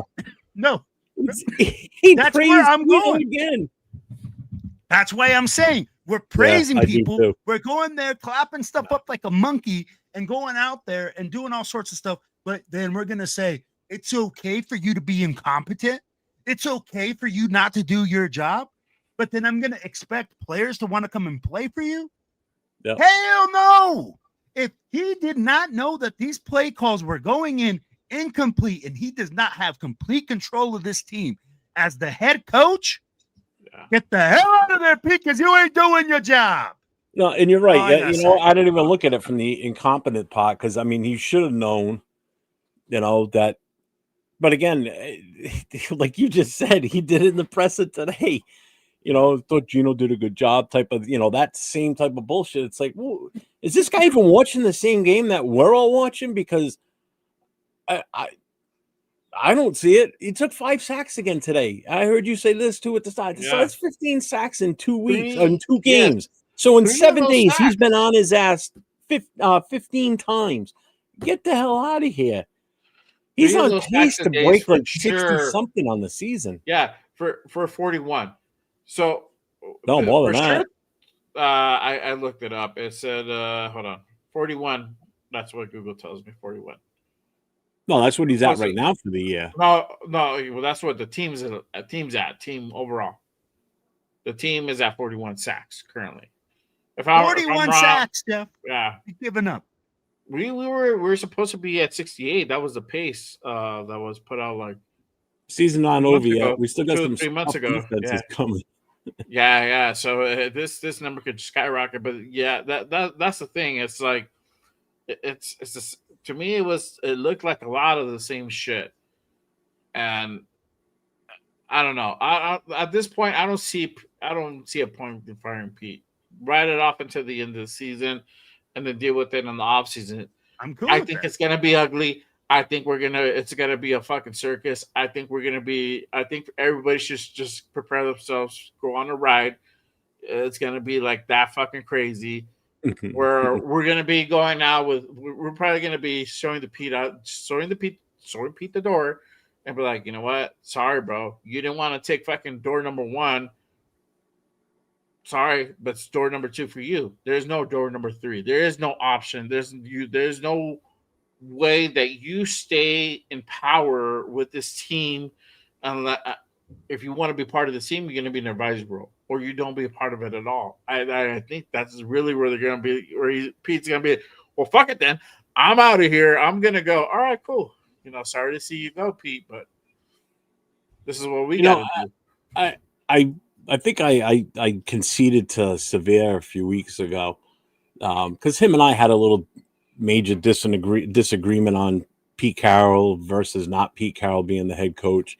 And I was for Pete. I figured I figured I'd give him the benefit of the doubt. I mean, what do we got to lose? He's an older coach. You going to bed? Good night. Good night, guys. He's an older coach. His experience. I figured it would have been. I thought we'd have a good season with him. Yeah. And I conceded to him. I'm like, you know what? You were right. I was wrong. I mean, this has been nothing but a disaster from almost the word go, with him. So was it the right choice at the moment? We all thought it was. Now? Oh, hell no. I'm sorry. This goes back to even the first preseason game with his presser after that.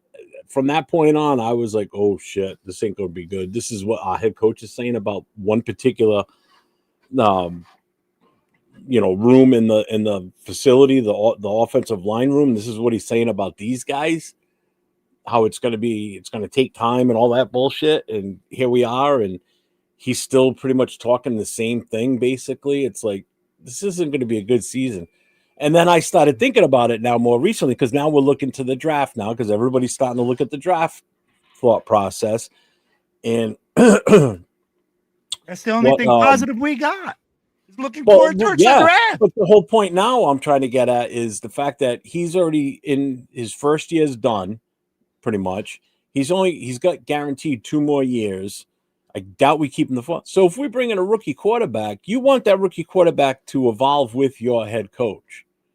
That ain't going to happen now. And that's what I think I missed when we were discussing this, when we were in the hiring phase, and which is where Severe was pushing that.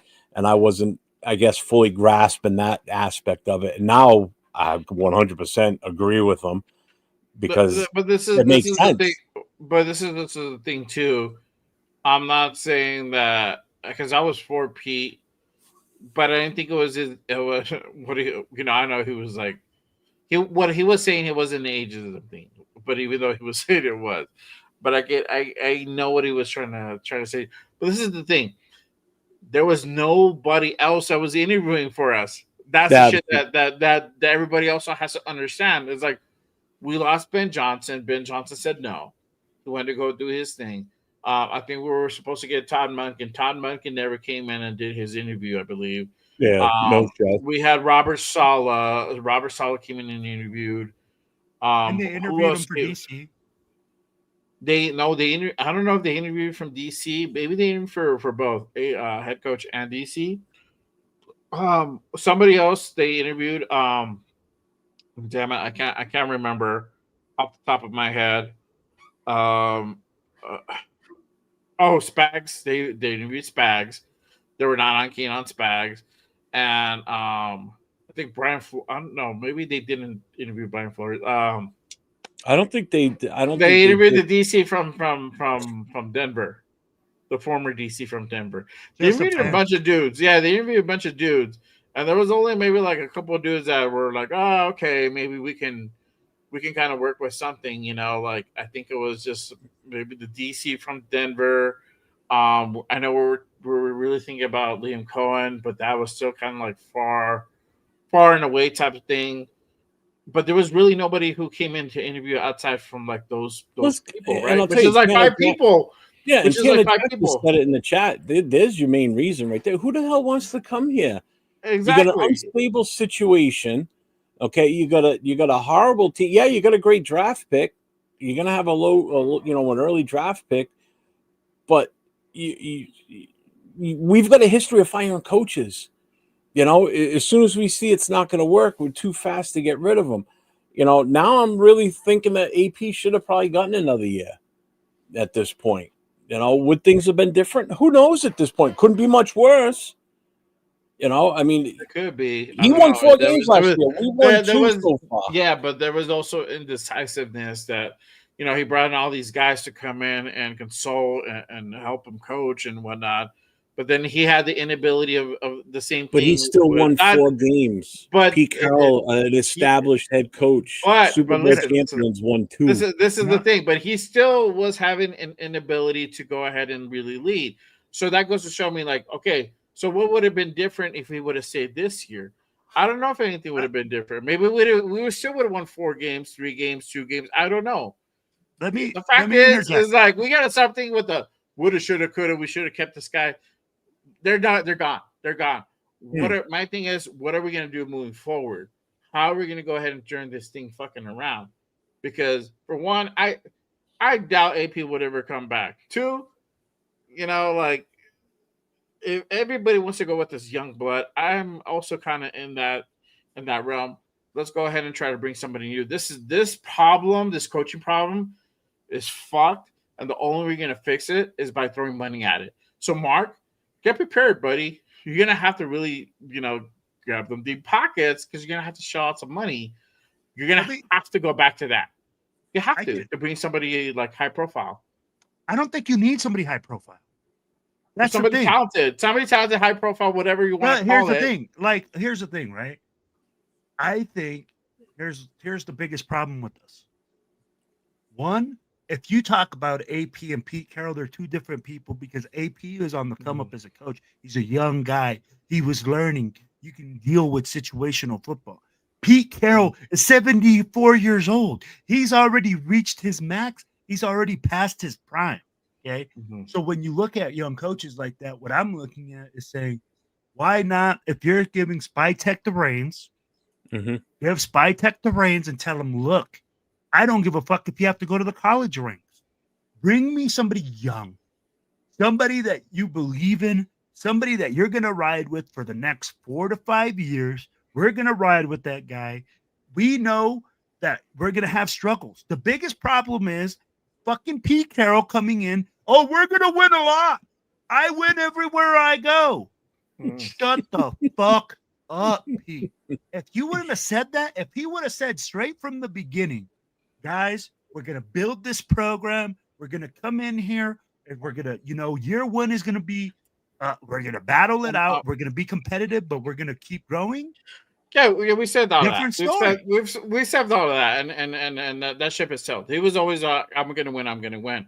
Yeah. My thing is this, and I want to go ahead and put this out there. I know I said high profile, but I mean, this is what I mean. I mean a young head coach, somebody who's going to innovate, and I think that's kind of the route that a lot of people want to take. A lot of people. Now I'm saying the whole Raider Nation, but the majority wants to. Now because we had the inexperience, we had the guy that came out and took over and won us, a few games while he took over for a terrible regime, and he made something out of nothing, right? He gave us hope. We gave him a shot. Didn't fucking work out. Brass said, "Hey, you're gone, bro. We're gonna restart this whole fucking process as of new." We're all like, "Okay, cool. It is what it is." Whether we felt that he should have deserved another year or not, he's gone. We're now at the same point again. How do we fix this?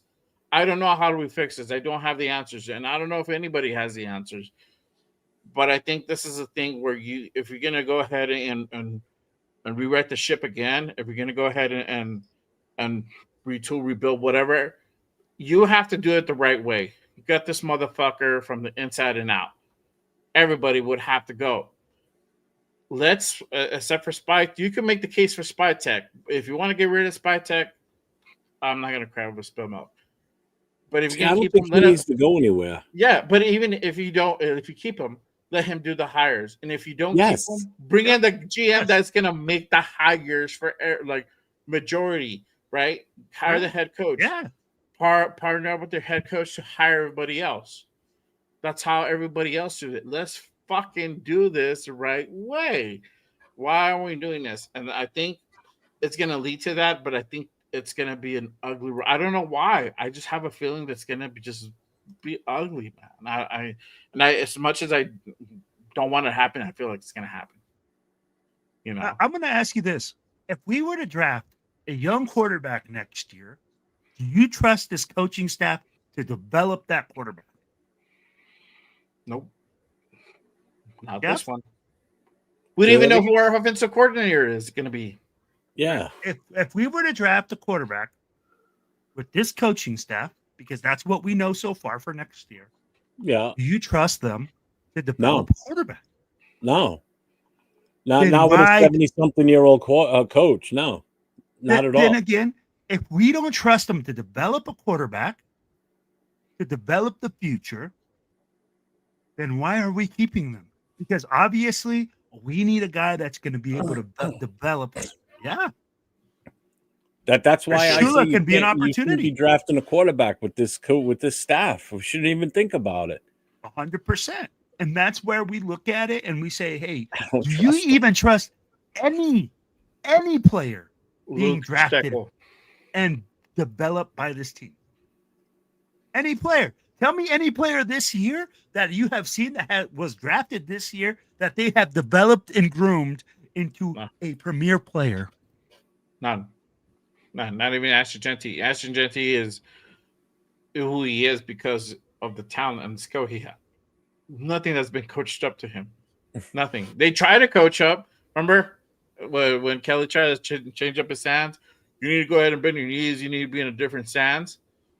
Fucked up his game for the first 2 or 3 games until he changed it back to what he's comfortable with. Then we started seeing because he did it on his own. He was like, he did it on his own. He's like, fuck you, bro. I'm just going back to what works for me, and I don't see a problem with that. Let the kid do what he's best. If he's comfortable in a certain stance, if you're a coach and you're breaking down a running back stance before he gets the ball, get out of here. Worry about your offensive line and how they do their stances and how they prepare when they come off the ball. Their feet work is horrible. Their footwork is absolutely atrocious. You got Parham out there looking like a goddamn duck with his feet like this. Yeah. He's off balance half the time. You got your outside tackles getting beat worse than God knows what.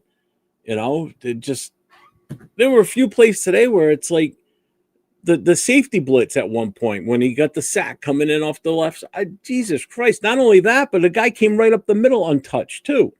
So if it wasn't the safety blitz getting him from the corner, it was going to be the fucking linebacker just ripping right up the middle. So he was going to get killed either way. Yeah. Nobody picks up on this. Nobody's got on the offensive line. Nobody's got their head on a swivel. They're just so engaged with what their main target is that they don't even pay attention to what's around them. And when they do turn and look towards something, they're totally out of position for it. It's like it's a joke. It drives me nuts. I'm gonna backtrack just a little bit. I want to get your opinion on this. What do you think about Caleb Rogers today? He wasn't in long enough. He played 2 or 3 quarters, right? Well, I don't think so. I thought somebody said he was in and out because I saw 76 out there at one point, and I then saw all of a sudden next 76 thing I knew he wasn't constantly there. for a while, and then I I don't think he was in as long as you think And he I was. saw Mafia in there. I mean, like I saw so many different. And this is the thing, right? But he did well. He just I can answer. From what I saw, I didn't see any major mistakes. I mean, he's a rookie, so yeah, he's going to get burned a couple of times. You know, but I still think I need to see more to really have a Oh yeah, we definitely need to see process. more. We only saw we finally at least got to see something, but it was like very minimal, and it's hard to base a real accurate like assessment. I was telling Will at the beginning of the show is I didn't hate what I saw. There was instances where he got his block, and then he was looking who else to block, and then he would either chip the guy to his right or left. Usually it was to a guy to his right, so he was assisting Glaze on his guy because he's the one who's struggling more, right? But you saw him because as soon as I located like, oh shit, he's actually playing. Let me go ahead and just kind of keep an eye on the snaps. So I saw that for about a quarter and a half, and then like I got distracted with like everything else going on in my house. So I'm like, whatever. So I lost track of him a little bit. But when I did see him, I didn't see him really get burned. I saw like the left side get burned, or I saw like Glaze get burned, but like him specifically, not really. And then maybe there was maybe that the one that came up the middle. Maybe that was it. I don't know. I don't know if he was in or not, but I kind of like what I saw. If I was home watching the game, I would have been able to key on it a little bit more. But because I was with the chapter watching the game, you know, you're talking with people and everything, and it's tough to really sit and concentrate on the game itself. So I kind of miss some of that stuff. I mean, I'll probably rewatch it tonight after this game's over when we're done here. This is what I'm saying, Rorschach. Yes, Shula with Mike LaFleur as OC. That will be a fucking dynamite. LaFleur's from the Rams, right? Isn't he the guy with the Rams? LaFleur, so that's Matt's little brother. Yeah, that's Matt's little brother. But Chris Shula is a grandson of Don Shula, right? But more importantly, it's like he's also been behind Sean McVay for the last few years. So that's a win-win situation. I got no problem with anybody coming from the McVay tree, that's for sure. Throw money at it, Mark. Just like throw money, throw money. Here's the Brinks truck. Would that be okay to start you off? Okay, bro. Like we're just gonna roll the pieces. Yeah, back up the Brinks truck, bro. Like you might need to like make it rain at Henderson or something. But guys, then we'll go back to this. Does this really fix all our problems?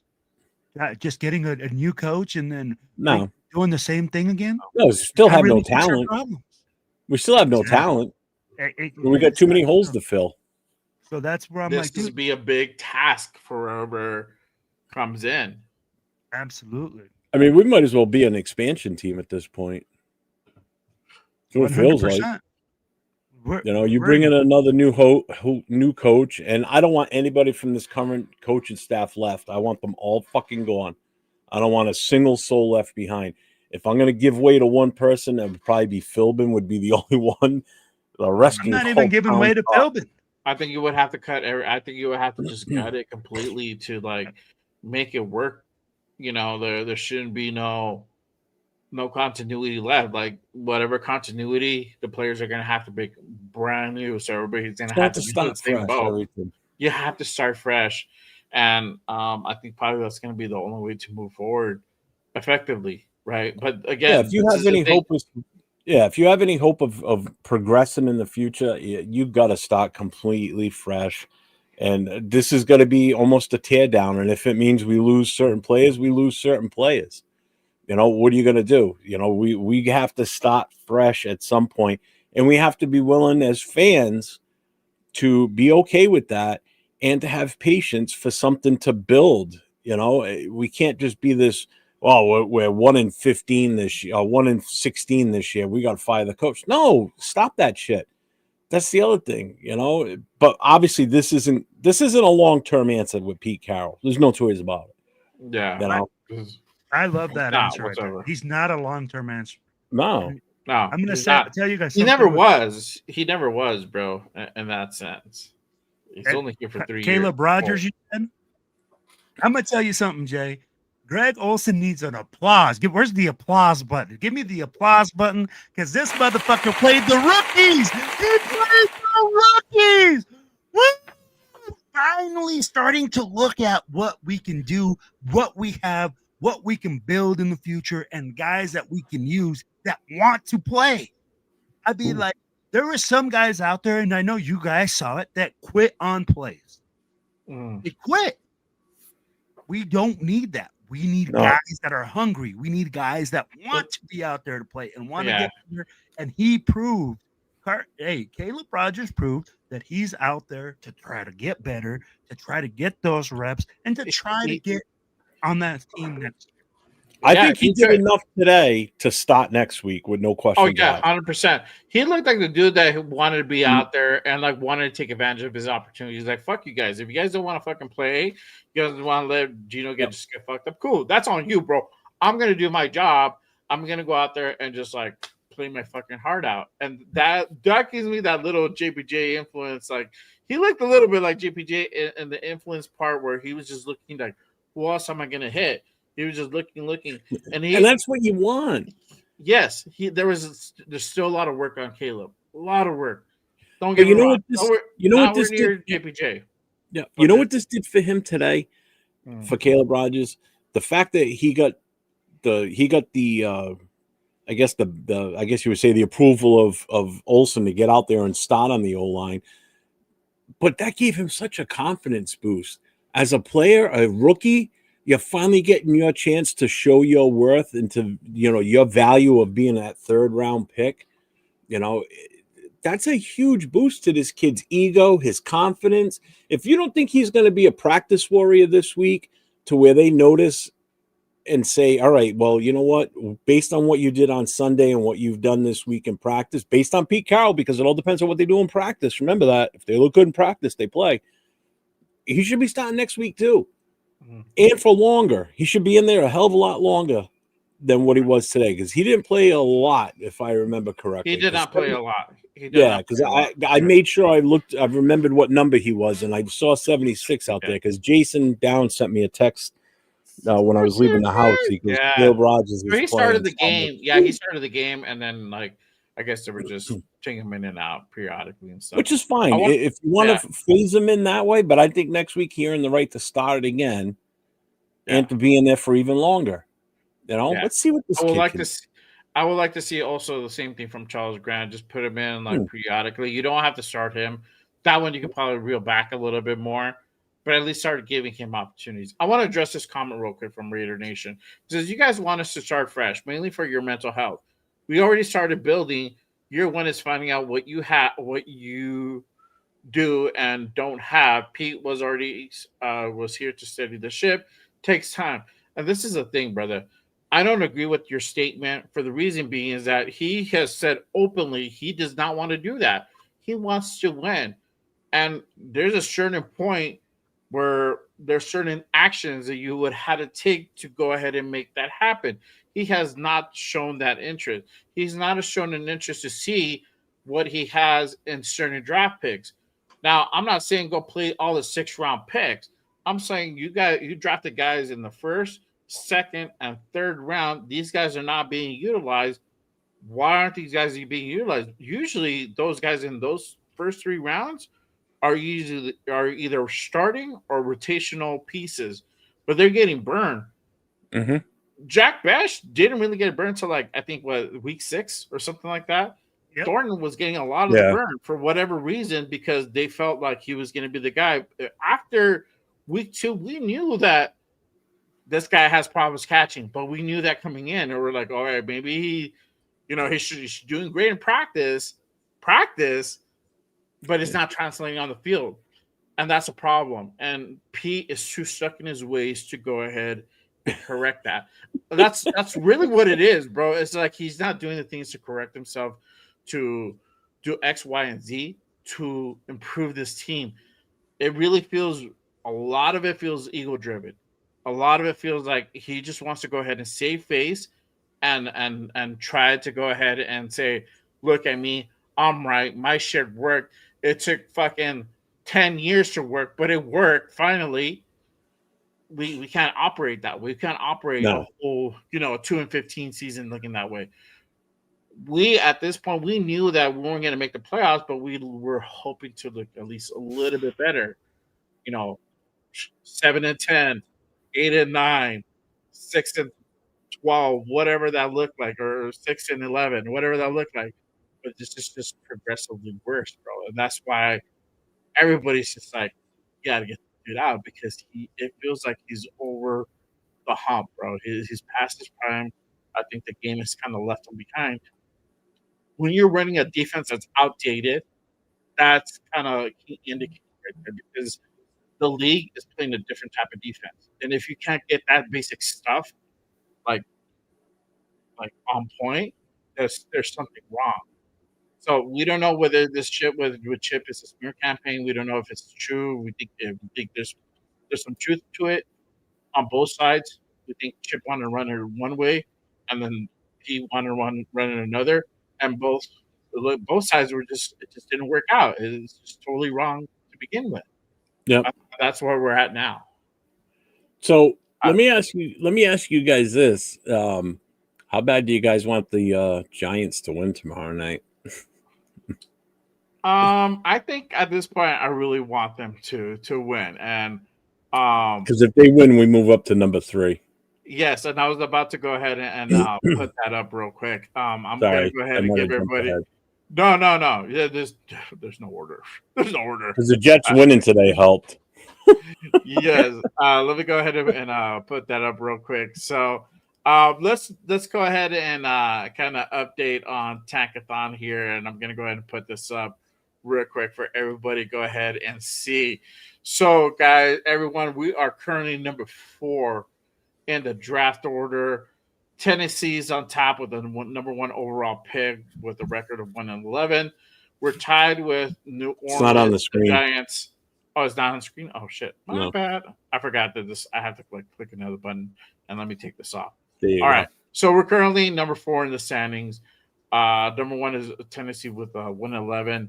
We're tied with New Orleans, the Giants, at 2-10, but because of strength of schedule, we are number 4.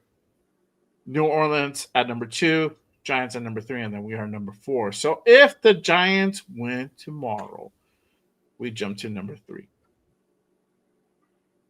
I want the Giants to win anyway because I hate the fucking Patriots, but I don't there you go. I do too. So that'll be a win-win. And technically, I heard that the Giants kind of rip more on the Jersey side. So there you go. I love Jersey. Shout out to Jersey. Shout out to my peeps out in Jersey. I'm going to tell you not Jazzy. To me, whether we move up to 2 or 3 doesn't fucking matter. It doesn't matter because at the end of the day, do we have the guys on the staff in order to develop the players that we can get at 3, at 4, at 2? Are we going to get the right guys? Are we going to use them? Those are the things that I'm looking at because, hey, from this year's draft, you cannot tell me that we have done a service to any single draft pick that we draft. I get what you're saying, but my thought process on this is the higher the draft pick we get, the more we can get in return if we trade down, is what I'm looking at. I'm not looking to grab a player at number 2 or number 3 because I don't think we're going to finish it with the number 1 pick. I think Tennessee's just that bad. They're not going to win a game either, like us. I think it just makes it more valuable what we can get in return for trading away that. Say it's the number 3 pick overall versus if we had the number 7 or 8, we might not get as much as a return. But a team that really wants somebody that's in that top 3 will be willing to probably give up the fucking house for it. And if that means we can gain an extra first round the next year, swap their first round as this year, get a second, possibly a second round next, who knows what you can get? The options are endless, really. If a team wants somebody that bad in that first 5 picks, they're going to do what they can to move up. If that's the person they think is going to push their team over the edge to help them win a bowl, then that's what they're going to do. They're going to be willing to give it up. Teams do crazy shit. coaches do crazy shit, and so do some GMs, you know. And if we get phone calls looking for it, they better not just chuck it off and say, "Oh no, we're taking so and so." You better look at the big picture. We need a lot of bodies. We got 20-something free agents again. We got a lot of decisions to make at the end of this season. Some we do want to see come back. Some we don't want to see come back. You know, so we've got some serious holes to fill. And if we want to rebuild the team, we need as many fucking picks as we can possibly get. Early picks too, not like 7, 6 rounders, shit like that. We need more first, second, third. Guys that can have an impact on this team.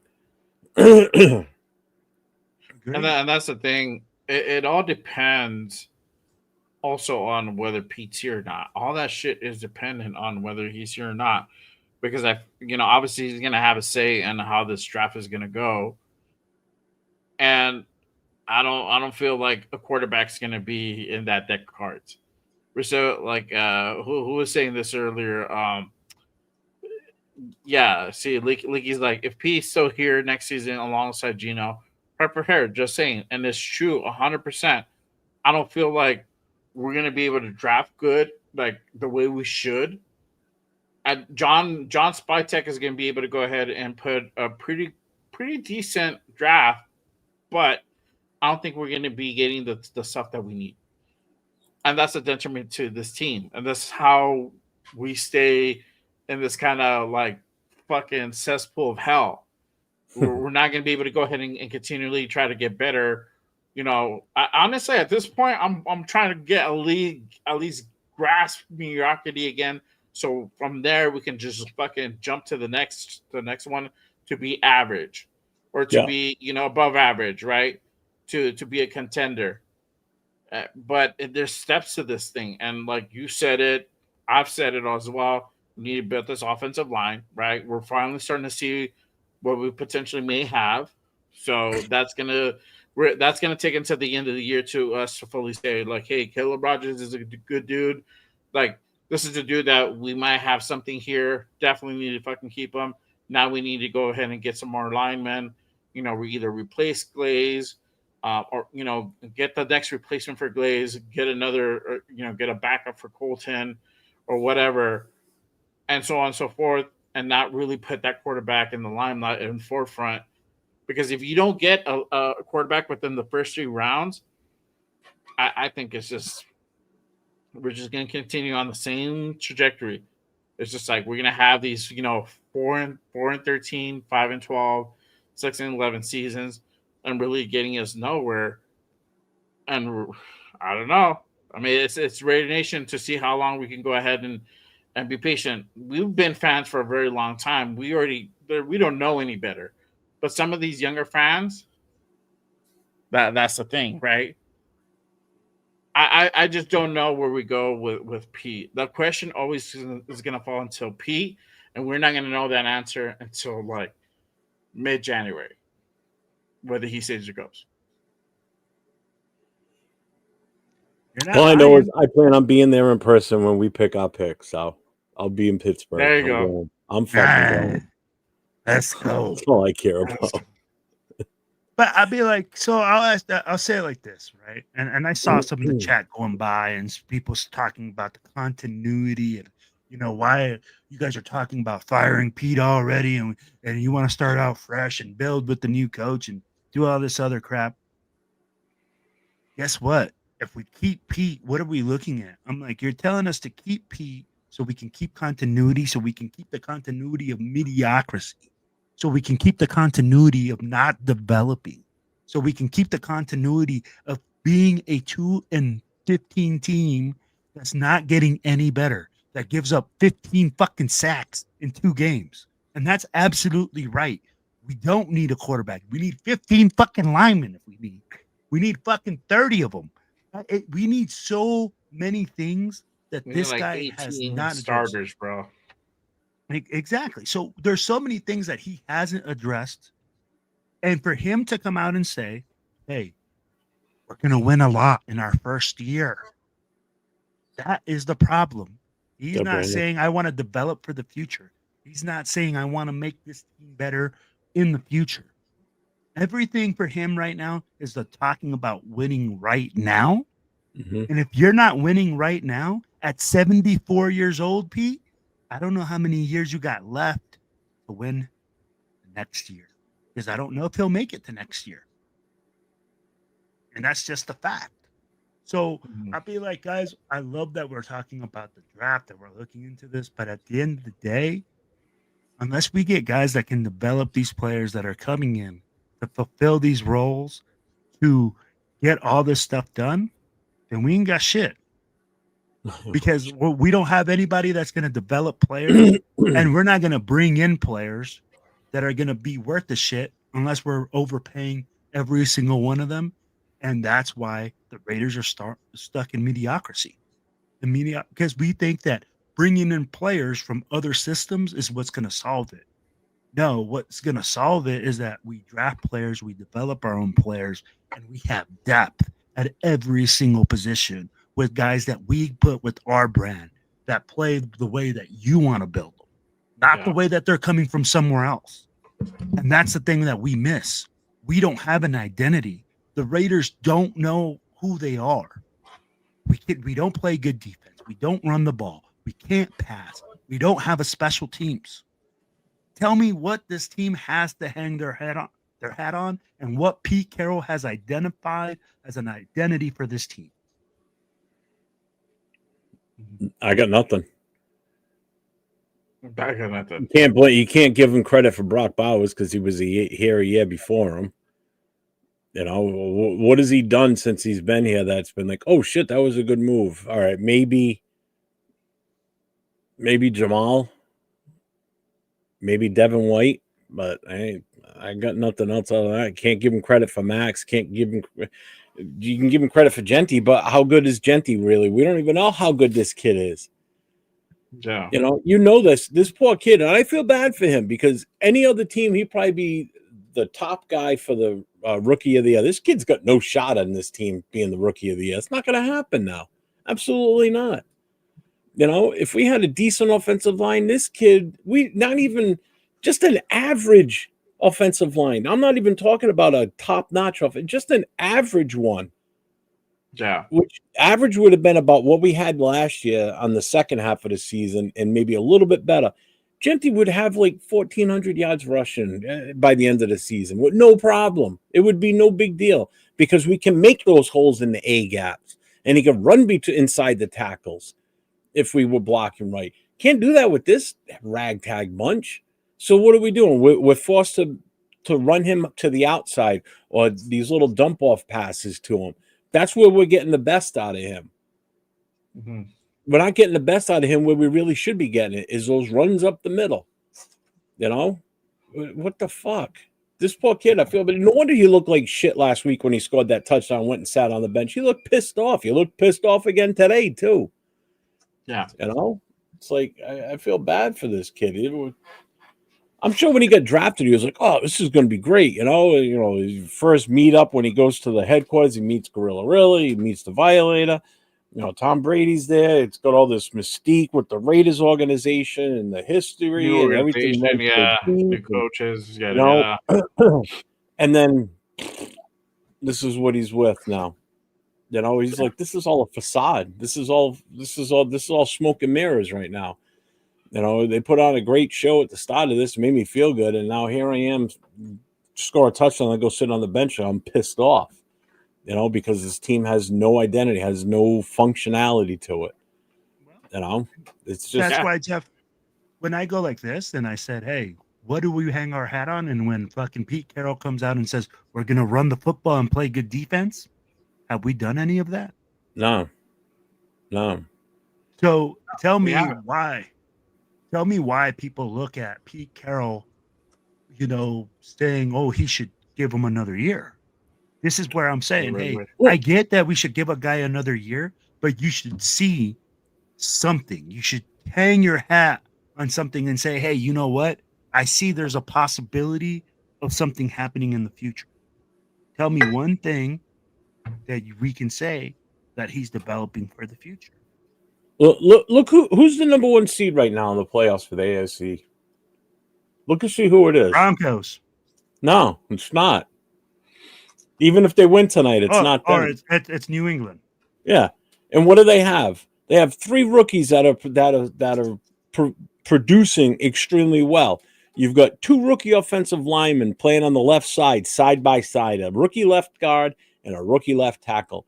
You got a running back that, he didn't get in there at the very beginning of the season, but since he's been there, he's already surpassed what Genty's done in 12 games.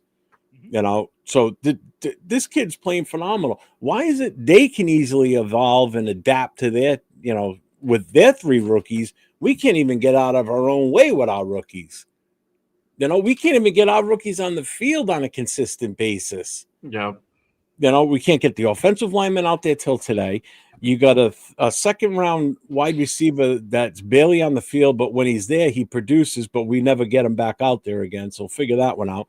Then you get a guy we got in the 4th round that everybody thought was the next Megatron, who's turned into be a complete bust, in my opinion. I don't think he ain't worth the shit.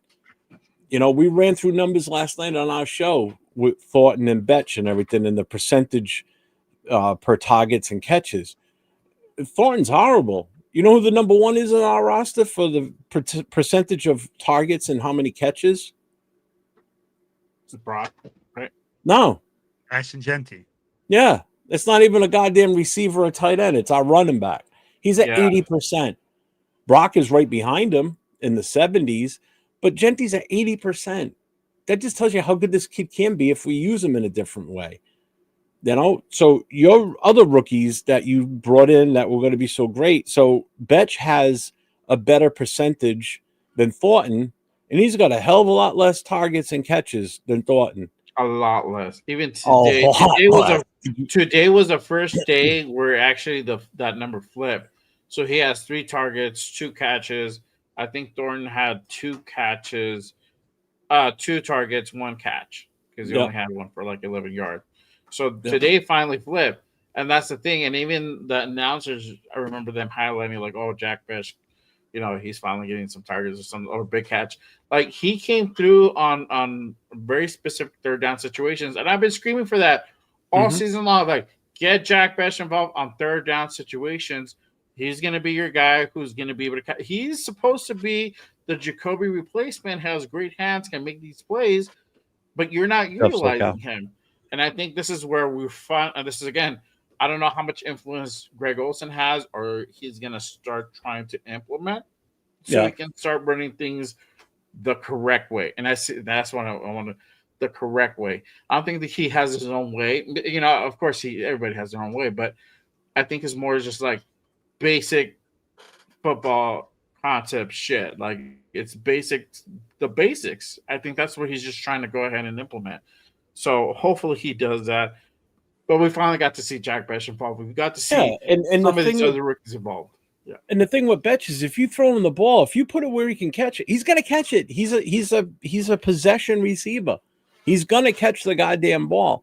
And most of his catches have been a good chunk of them have been for first downs too. Thornton, you just better hope you put the ball in his chest that he can hopefully catch it, because if it's anywhere outside of this space, he ain't going to get it.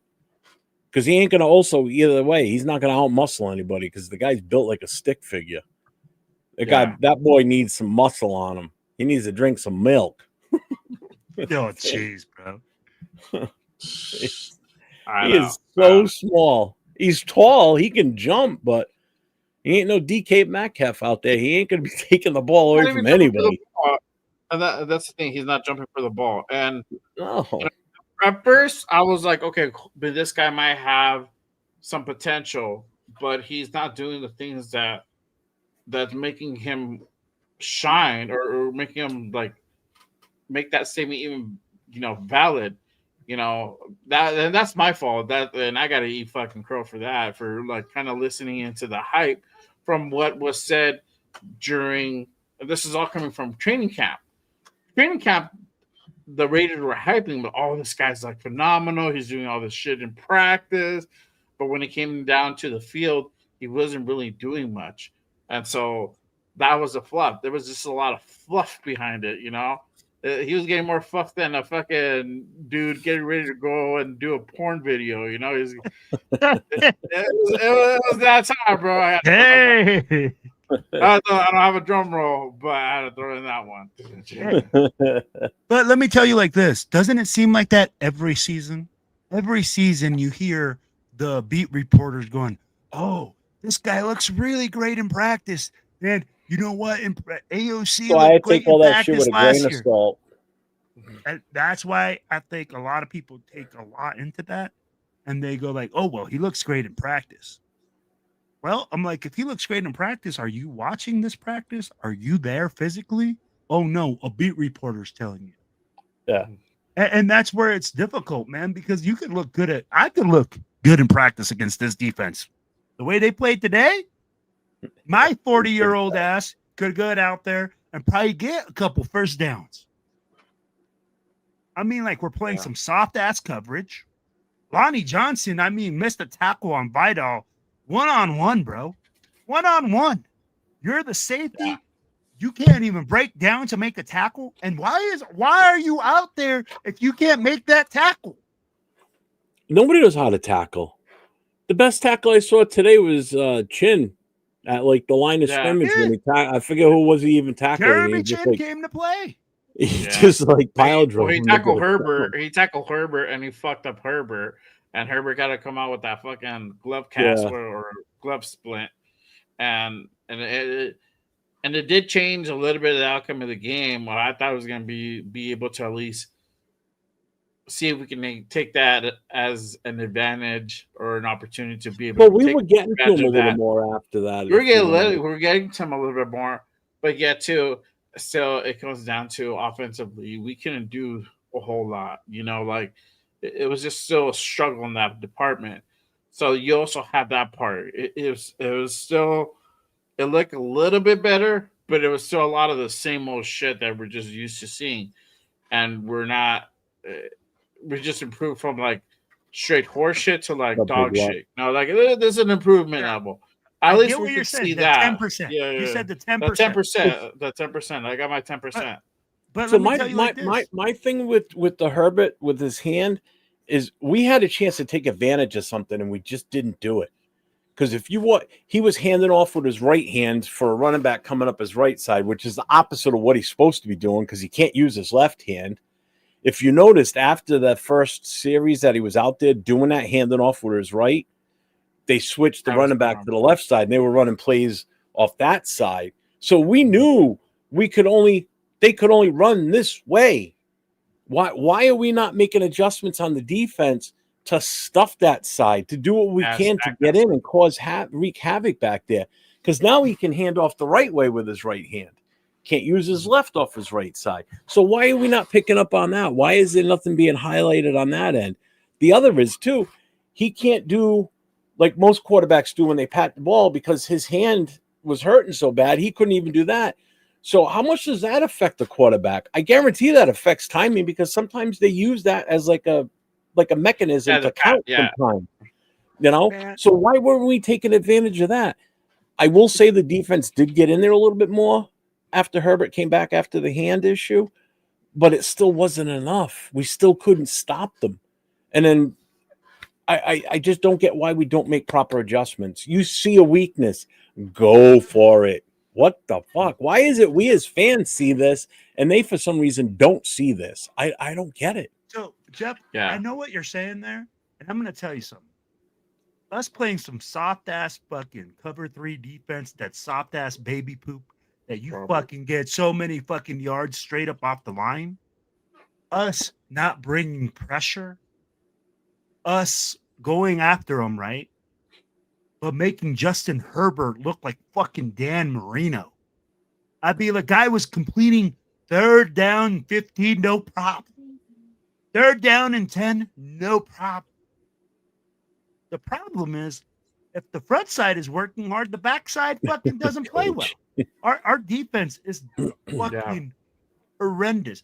We can't get 11 players to play as a unified team, to have continuity, to all of them be on the same page for the life of us.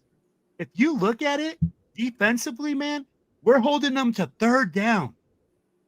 And on a fucking screen. On a fucking screen, we'll give up 3rd and 15. On a little dunk play, we'll give up 10 yards. And you can't tell me, What's up, coach? okay, that Ty Blue Kelly or It is that sabotage. whoever we put out there, because Smells ain't like nobody covering. I don't see anyone. All I see is completions. I get it. Ty Blue Kelly had one interception. Woo! That's what I said during when we were watching it. work. I said, "Hey, he got an interception, but you still suck."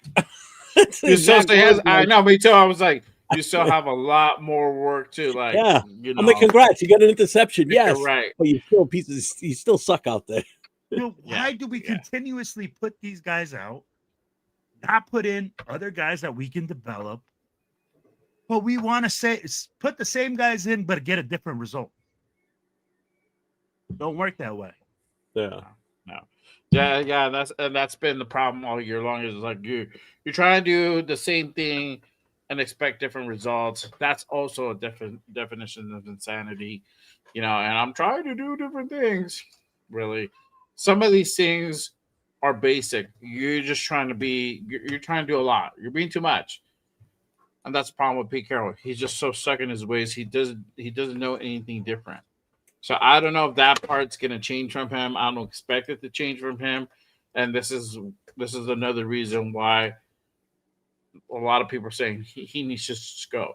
And again, I pointed out we pointed out a lot of facts on why that case is definitely made. You know, these are fireable offenses. These are offenses that being on a different team, they're not going to put up with that. You know, I don't care. I don't care like what it is, and that's fucked up. That's why I think that's why it pisses me off so much is that he's forcing our hand to go through this again, and it's not fair for us. It's not fair for Raider Nation. We try to do it the right way, and it's like we just have to continue to get fed this bullshit and this dog shit of a team and performances and just like terrible out there. This was one of the better games that I've seen in the last 5 weeks, in my opinion. Yeah. Aside from the Jaguar game, well, in the last 3 weeks, I should say, right? Aside from the Jaguar game, we still lost. We still lost for it's a 3-point deficit, 3-point loss. But some of the stuff we can at least start to build towards the next few games, right? And continue. Hopefully, this will give a little bit of ammunition to Greg Olsen. He can start playing. He can put in guys like Charles Grant. He can give target to guys like Jack Besh out there, and be able to utilize Genty in the right way. Hopefully, that's the case. And on the other side of the ball with Tonka and JJ Pegues and Porter, that's a different story. I don't think you're going to get a lot of headway, because P has so much control, especially on that side of the ball. At least with the offensive side, you can make a little bit of that case. Like, hey, you know what? I've been doing it for a while. You know how I rock, yada, yada, yada. He has a little bit more sway than he would with Chip. So, I don't know. Hopefully, good things pan out from there. But we had a little bit of draft talk. Whatever that comes out to tonight. We cover a lot of shit. Yeah, I kind of stacked it from from head to toe a little bit. But let's go. I'll move into this part. If you guys have like any final thoughts, anything that you guys kind of want to go ahead and share. What's up, Israel? As far as this game, 5 games left to go in the season. The nightmare is almost over, y'all. We can look at least, I guess, look towards the off season, but we don't know how that's even going to look like. If it's going to look any prettier. Final thoughts for you guys. I'm going to pull Jerry Maguire and say, show me the rookies. Hey, that's what I want to see. I want to see the young guys come out there. I want to see what they can do. I want to see what we can do for the future. If you're really looking forward to working with this team and building this team in the future, Pete, for next year, if you really want to be the head coach, you got to see what you got. Put in the rookies. Put in the guys that you want to see. I'm tired of the old guys. I don't want to see Alex Kappa out there anymore. I don't want to see Geno Smith. I don't want to see these guys that we don't see a future with. Put the guys that you think you can build for the future. see what you got, and let's ride. Because at the end of the day, we have to have some hope for the future, and you have to show this team that you want to develop them to win, and you want to make this into a winner. And that's how we're going to do it. Not with a bunch of old guys that have already been consistently losing and doing the same thing. It's by going into your youth, by seeing what you got, by seeing what you have to draft for the next year, and looking forward towards the future. That's the one thing that I will say. I'd be like, if Pete wants to really be the head coach next year, focus on the young guys, focus on your future, because that's where the money's at. That's where your winning is going to come from, not from the guys that have been there with the losing mentality, with the losing culture. What about you, Jeff? Carlson didn't miss any kicks today. That's fun. That's positive. I said this last night. I heard Will talk a little bit about it too. He brought up the commitment to excellence. We need to get back to that because right now it's a dead phrase. Because you don't hear anybody saying commitment to excellence. Why? Because it's a lie right now. We're not committed to anything. We're not even committed to mediocrity. We're committed to complete crap. You know, we're committed to not putting players out there that should be out there. We're not committed to the fan base who this team owes so much to, that we're still here no matter how bad they get.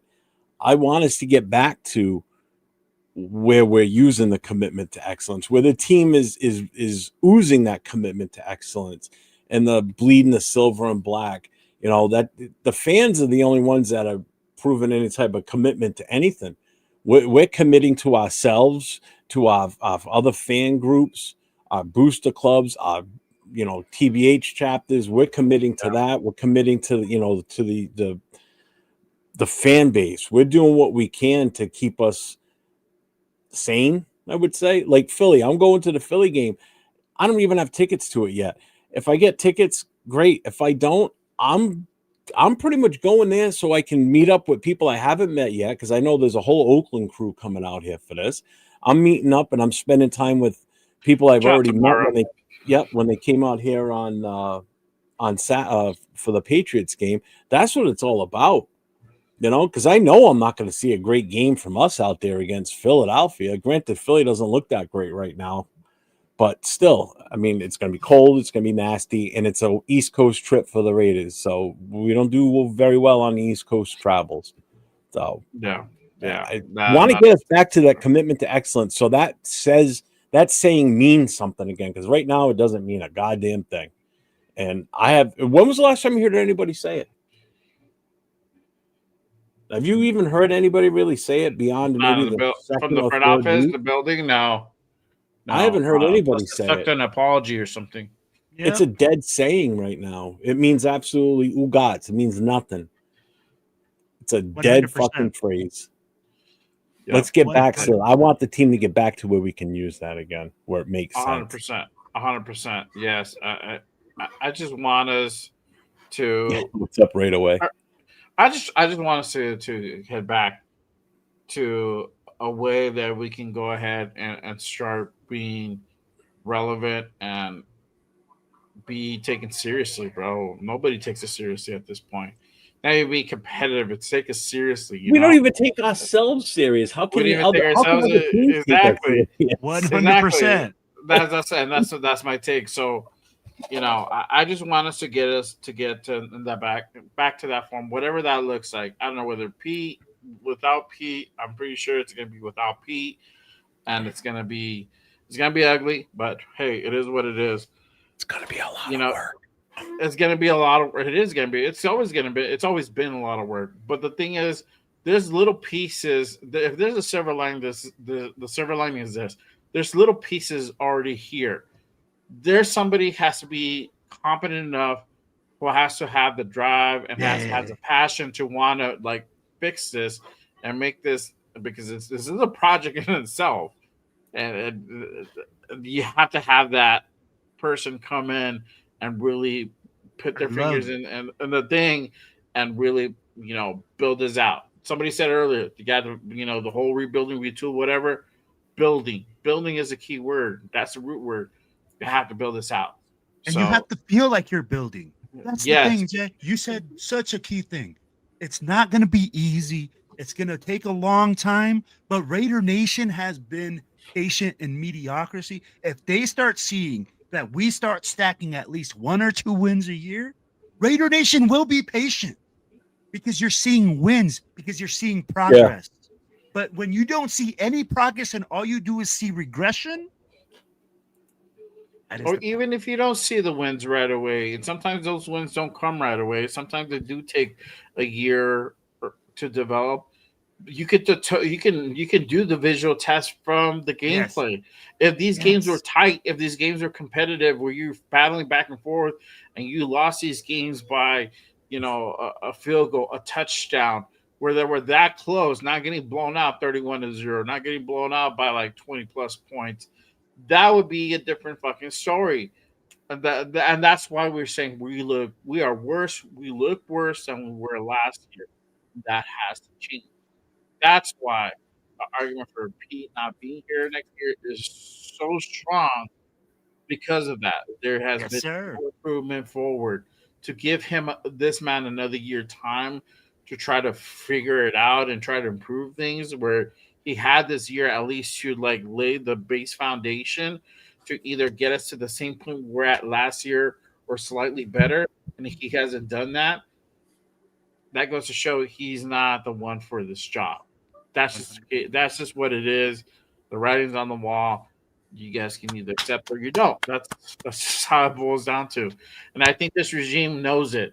And I think this regime is gonna get ready to go ahead and put it in a way and make some tough decisions this off season that we're gonna have to go through this whole mess again.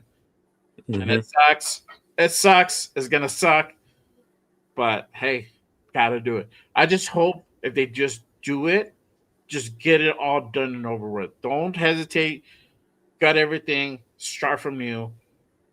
Well, we're with you, but be real with us. Don't feed us the horse shit. Don't feed us a line of bullshit and expect us to like buy into it now.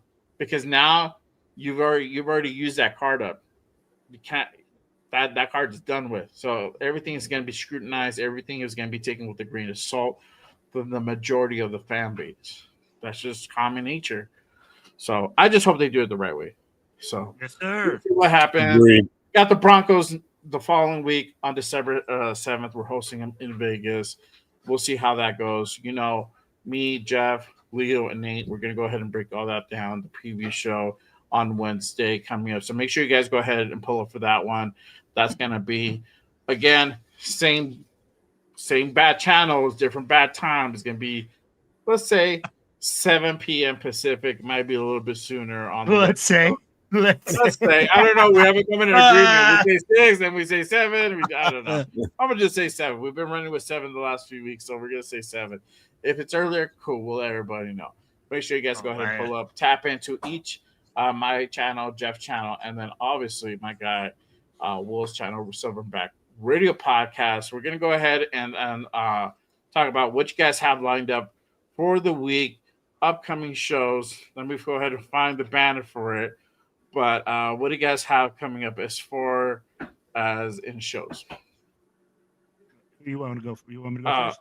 Yeah, go ahead and go first. All right. Y'all already know what it is, baby. On Tuesday night, we got the most notorious podcast. It's going to be myself, Raider Jeff. We got Cheeto Linus. We got our boy James. We got the whole Black Hole United. We're going to be talking the game. We're going to be doing all sorts of stuff, man. Then we got the Puro Raiders and Silver and Black remix on Fridays at lunch. We usually get together, man. We chop it up with Leo. We have a good time talking football. We'll have the Silver and Black Radio podcast on Thursday night. And hopefully Jeff lets me in on his show on Friday night for the night drop. I would tell him He to doesn't block kick you. me Block out. that man. Block that man. Boo that man. And then we'll be on the post game, probably chopping it up again next Sunday night after the Broncos game. So y'all stay tuned, man. It's gonna be a good week, man. How? It's gonna be another madness, I bet, bro. I have a feeling it's gonna be like another one of these. It's like, fuck me. Can't get away from this shit. Def. For me, I will be on tomorrow morning with Chris Raiders doing our Monday morning quarterback, 12:45 p.m. Eastern time, and that is 9:45 Pacific time. Obviously, you already know about Tuesday night. Will already said that, and Jay's already said about Wednesday night with the Raider Connection. But on Thursday night, it's myself and LV Raider 10 doing our Raiders Coast to Coast show, and Friday night is the Friday night mic drop live pull-up show that myself and Chris Raiders have been doing for a long time now. So make sure you guys check that out. If you want to put your voice, let your voice be heard instead of being in the chat, that's the time to do it. You can come on, get on the show, get on the microphone, bring it up to your camera, and speak to the nation. So Friday night's always a fun night. Friday night. And I send Will invites. It's just that sometimes he doesn't feel like showing up. So don't let him bullshit you that I don't send him invites. Man. Be upfront about it. Don't be like, oh, Jeff doesn't let me in. Yeah. No. Hey, bro. 3/4 of the time, bro. But sometimes I'll be like, yo, I'm gonna come up for like, a quick 30, dog. There's certain Like, people that I just pop in. send the link to ahead of time, and that I send it to the Raider Connection. I send it to the Silver and Black Pod. I mean, to the Most Notorious, and I send it to Sacktown Mike because Mike's always welcome on Friday nights. He's been my day one guy, so I always get Mike in there. Yeah, Everybody else, like, wait a few minutes. Bro, I keep getting these fake ones. He sends me all the fake expired links. Oh my bad, this was from like 3 weeks ago. No, hey, he's sending me the incomplete plays. So it's the incomplete link, so I don't get the full play. Bro, of the link. So that's why I was like, what? Why is this broken, bro? It's broken. It doesn't work. It says incomplete pass as soon as I click into it. Oh man, that's just funny, bro. We were told that the beanstalk beans. Yeah, see, look, don't be sending checks you can't catch, bro. Yeah, shout out to Sir Mostly blocked. You can get blocked. Well, oh man, that's funny. As for me, y'all already know. Wednesday, Monday, every day on Monday, 5 p.m. Pacific, Raiders Unfiltered. Make sure you guys go ahead and pull up and tap in for that one. And then we got Good Morning Raiders Saturday mornings, 10 p.m. Pacific. Not sure we're going to go ahead and do a show on this one. I'll let you guys know towards the later of the week, probably Wednesday. We'll see what happens. But again, either way, catch the Raider Connection this damn Wednesday, 7 p.m. I know it's just 6 or 7. I don't know. Just tap in, damn it. Just turn your notifications on. You'll see it. Turn our notifications on. You'll know. Well, come on. Monday morning and Saturday morning, Café con Raiders with these motherfuckers. So make sure that you guys lock in, man. Coffee and Raiders, and we're going to be shooting the stuff. These boys come in hot. It's the best way to eat your cereal, eat your breakfast, and get your Raider on, baby. Exactly. So make sure you guys go ahead and pull up and tap in. And then obviously make sure you guys go ahead and hit the like button on all the channels here, Silver and Black Raider Podcast. My guy 41_Raider_Jeff, and then my channel Just Raiders, baby, with 2 A's with the Raiders. Sorry, know what the Hold on, dog. What's up, G-Fam? Let me do it right. Let's see who would do it right, dog. Raiders. Can't do a show with one of those. Not one of those, bro. You know what I mean? Yes. I'm still gonna hit that button for sure. There you go. F2C got it right. Yes, sir. There you go. Dude, you found it. But that is our time for today. I appreciate you guys pulling up and rocking with the post game reaction show. We're just venting a little bit. Again, you guys take it whatever you may for this game. Whether you feel it's improvement, you feel it's the same shit that we've seen week in, week out, you look terrible, whatever. There is no right or wrong answer. Because we are the face of the nation. It's our opinion at the end of the day. We're here to go ahead and vent and talk shit and be happy, be sad, be fucking pissed, whatever. This is the the show. You already know what time it is. Appreciate you guys. Appreciate my guy G fam. Before we head on out with the $2 holla, he said, "Smash That's Jeff." man. Oh, sorry. Had a glow. What are you giving him the $2 chat for? You shouldn't be giving it to me because you beat me. I know my team was bad today. This is the worst I've had all season. So hey, I'm 9-3, so whatever. And he's 5-7. So you gotta let the peasants win every now and then. So power. Hey, man. Hey. Sounds like somebody's going to be locked into that coffee and Raiders talking some shit tomorrow morning. That was some. That was a couple of shots fired from Jeff right there. Like, oh shit. Fucking Chief, I was like, fuck that, I'm calling cops, bro. Man. Yes, But appreciate you guys, man. I hope you guys had fun today. Salute to everybody, and from me and Jeff, we'll see you guys tomorrow, unless something else changes from my side that I might not go on. But I'm pretty sure I'll go on for at least for a little while. So I will see everybody tomorrow. Oh, there it is. See, he came in for your peasant iced coffee. How dare you, Jeffrey? $2 holla. Take your go get your Dunkin' Donuts. Take your Dunkins and get out of here. There you go. Hey, appreciate you, G fam. About those super chat $2, man. I appreciate you, my guy. All right, y'all. But that is our time for today, man. We'll see you guys mañana. Same bad channel. So make sure you guys go turn on those notices for sure. Yes, sir. All right, y'all. Till next time, I'll see y'all. Raiders! Later.